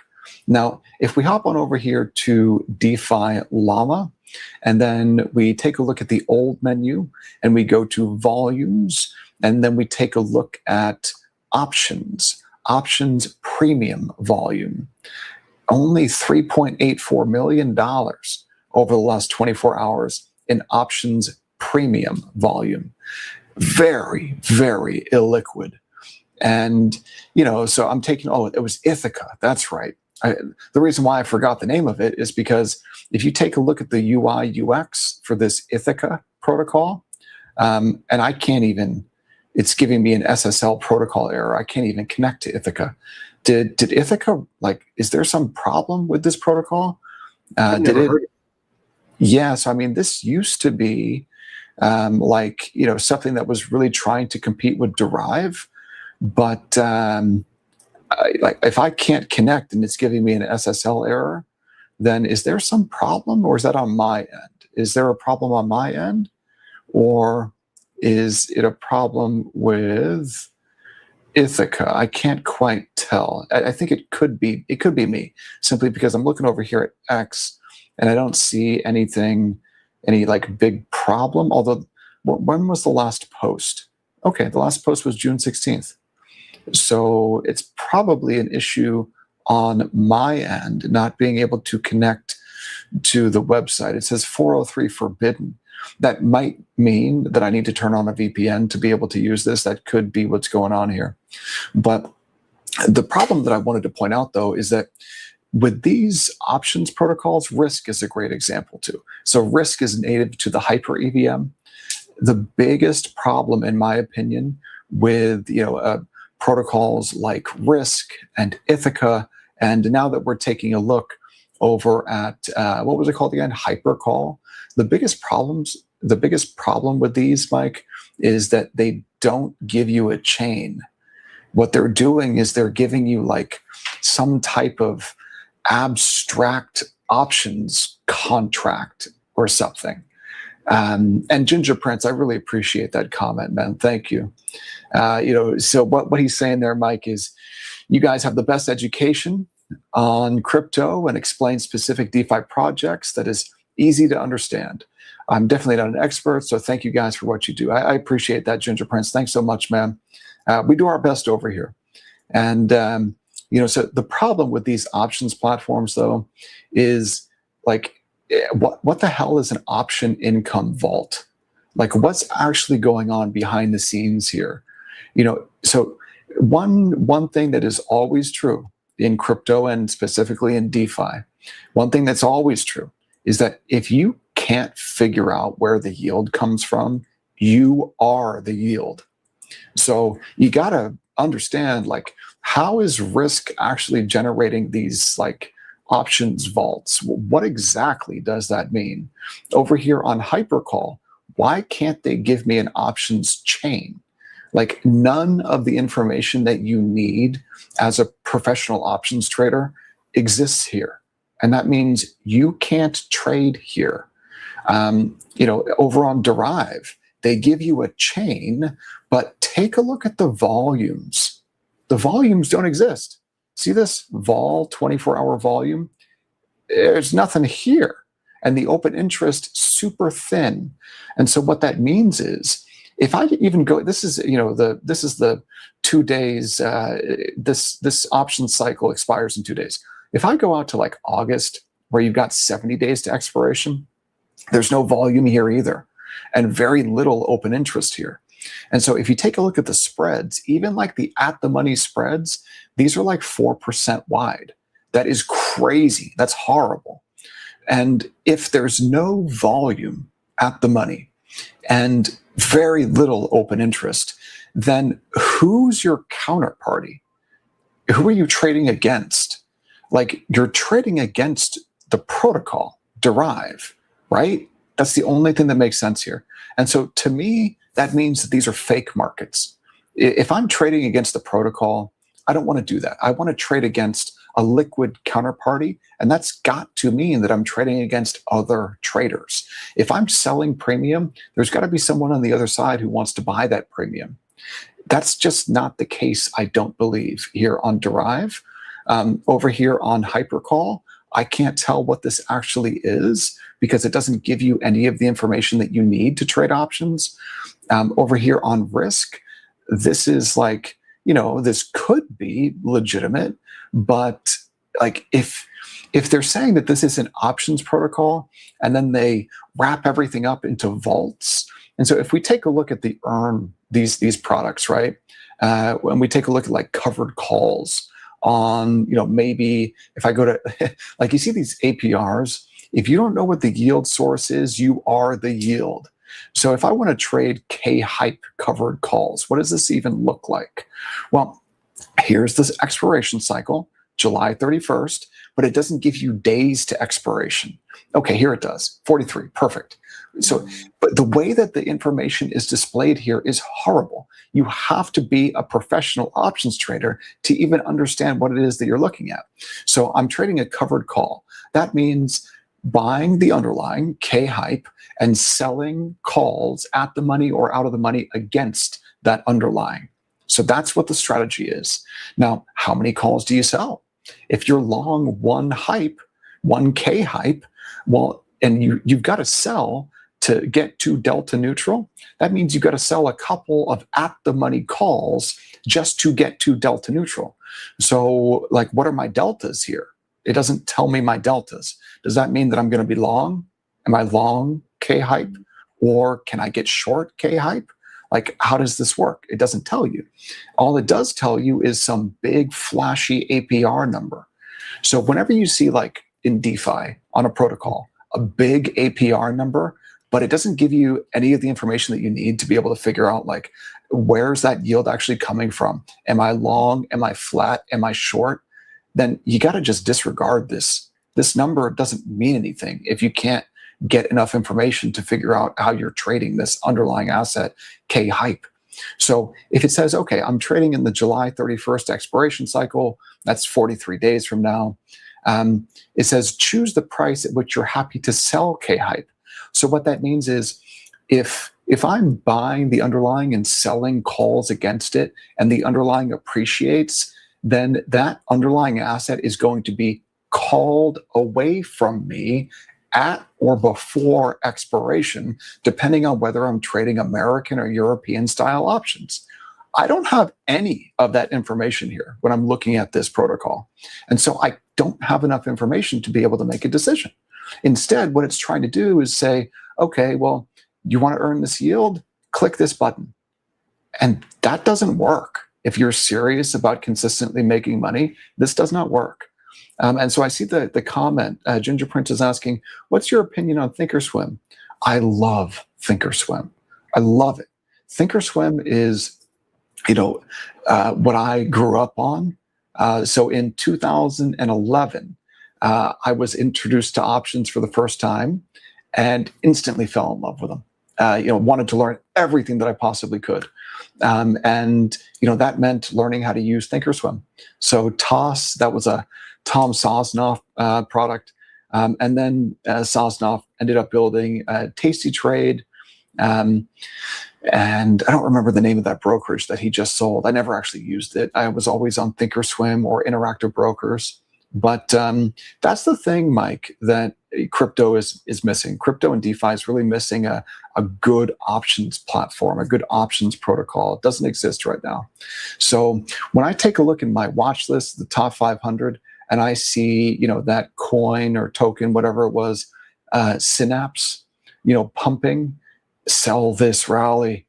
I would sell this rally because the product that they're launching is bullshit. So, this is just a 400% rally based on what exactly, So, yeah, I would sell this rally for sure. But also on a technical basis here, Mike, check this out. This high looks to me, let's go ahead and the high there, if I just hover my cursor over that high is 14 cents exactly. The high today, is it higher or not? No, it's not. The high today, 13.9 cents. This is a lower high, which means that this is what's referred to as a double top. Check that out. So this is a higher high. This is a lower high. You got a high, a lower high. You've got a low, a lower low. This bearish structure did not break, even on a 400% rally. I would sell this thing. But honestly, I don't want anything to do with it. Like these altcoins, they're so volatile that even if you got short this thing on some exchange somewhere with zero leverage, it just rallied 400%. If it rallies another 100%, you go to zero. You get liquidated, even with zero leverage. So the point here is so much volatility out of these altcoins. Sometimes it doesn't even make sense to trade them on the short side. Instead, maybe you just wait for a buying opportunity if you find some alt that you really like, and then you buy the thing spot. So I think we're just about out of time here, Mike. I'm going to pass things on back to you for the socials. All right. Well, let's do this. Let's do that. All right. So if you want to basically be able to find everything that we offer, both our massive amount of unpaid or no cost content that we offer. If this is where you're going to find it, the Node.pro. This is our official website. You can come here. You can right on the homepage, DeFi education, verified intelligence without the noise. We don't charge for either one of these, so you can explore the no cost courses. If you're a beginner, intermediate, or advanced, it's going to slingshot you into it. If you're beginner, you have DeFi High School, you have DeFi University for advanced, and then we have Bitcoin University. So if you're wanting to learn about Bitcoin, Nostr, Lightning Network, Zaps and payments, if you're wanting to build on the Bitcoin mainnet, all of that stuff. And as you can see, they're all no cost. So we give a ton of value away here for nothing. What other channels charge hundreds, if not thousands or tens of thousands for, we give away. We genuinely want people to just be educated and onboard people to this technology and these investment vehicles. So with that is education. These deep dives. So I run these daily, 2 a day, and post these here. For David to go through here on the show. And as he mentioned before, every single deep dive that we have done here is in the library here. Zcash. We did a Zcash deep dive and pointed out some issues with it the day before it crashed, before all of those issues came out about it. Aave. We did a deep dive on Aave 2 weeks before the exploit and pointed out the issues with its pooled liquidity. David pulled out his life savings 3 days before. So these deep dives have not just helped you, the community, they've actually helped us as well become more educated on these these different projects. I've gotten out of a couple of projects that we've done deep dives on. Kita. I sold a bunch of my Kita after seeing the tokenomics on it. I'm very bullish on what it is that they're building as a service. Some of the partnerships that they have and things like that. But I just didn't see where it benefited me as the token holder. So I got out of that. What's some other ones? Ondo. I had a good sized bag of Ondo that I sold. Once we did the deep dive and I realized that it's nothing but a governance token. It has no value capture, no connection to the success. Ondo Finance is doing amazing things, but there is no connection to the token. Hyperliquid. I got very bullish on Hyperliquid and bought a small position on it because of what I learned on the deep dive. These are so valuable, and it's easily digestible material. If you like watching videos, you can watch the videos. If you like reading, you can read the material. If you like slide decks, you want it summarized, we got slide decks on every one of these. So great content. The newsletter. This is, David has dialed this in to where in all of this stuff, you can check out. So this is a paid service. It's $20 a month, but you can try it out at no cost and do a preview. The cool thing about the newsletter is that instead of us picking the assets that the newsletter pulls the news about, pulls the charts, pulls the trading ranges, all of that stuff, you choose the assets that you are interested in, that are in your portfolio, that you're thinking about entering positions. You select them, and it generates the newsletter based off your selections. Can't explain to you how powerful that is. So check this out. Again, try it out, no cost. We don't hide things behind paywalls. We want you to make sure that you find value in it before you pay for it. So, we're integrity first here. The community. If you want to join our no-cost Discord and be able to talk to me and David pretty much 24 hours. If I'm not sleeping, I'm on there. You can talk to me. You can talk to David. You can talk to Scotty D and everybody else, Ginger Prince and Jay Z, the rest of the chat. They're always in there. We're always sharing funny stuff. We're sharing alpha, whatever it is that we're finding, opportunities, things like that. We also have a premium Discord, a single channel in there that you can pay. It's $99 a month, but on Mondays, Wednesdays, and Fridays, you can join the live calls with David and the rest of the advanced community and learn about DeFi, advanced DeFi, DeFi.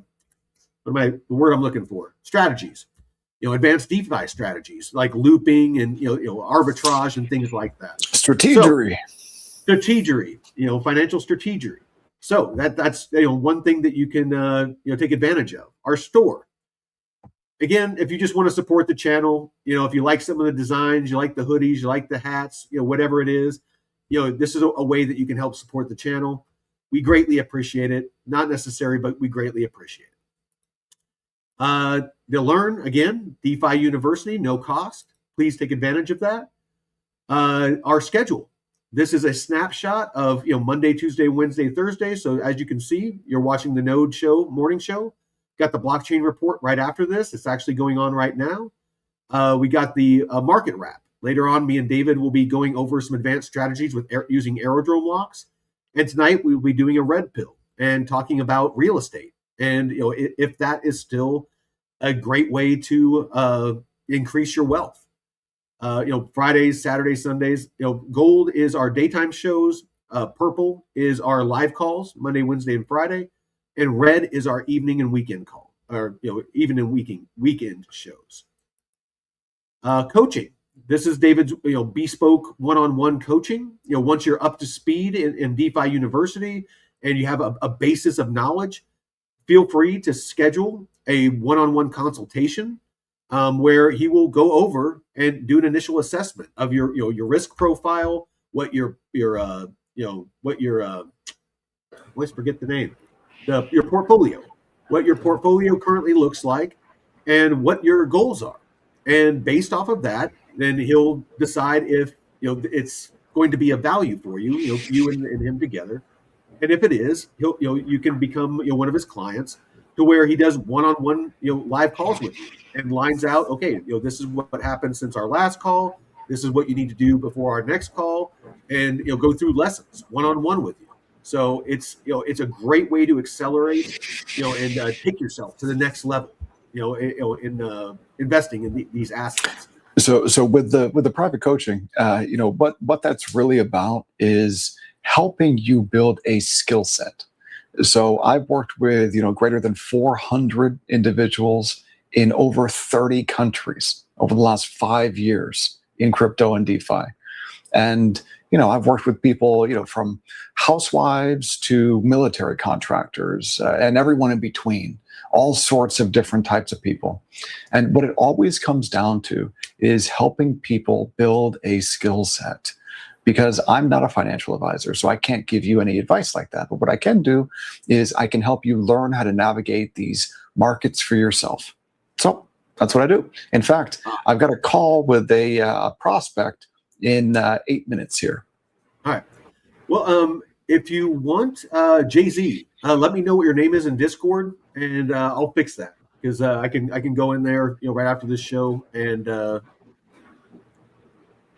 tweak that up. But with that, join us for the market wrap here in about 2 hours. We're going to go over some, like I said, some aerodrome lock advanced strategies, and then tonight for the red pill, and join Jeff on the blockchain report doing deep dives into the super early projects live right now. So with that, thank you all for tuning in. Please like, share, subscribe, help us grow the channel. It's the most powerful thing you can do to help us spread this no cost education that we put out here every day. So with that, thank you so much. Until next time, Veteran Crypto out. Peace.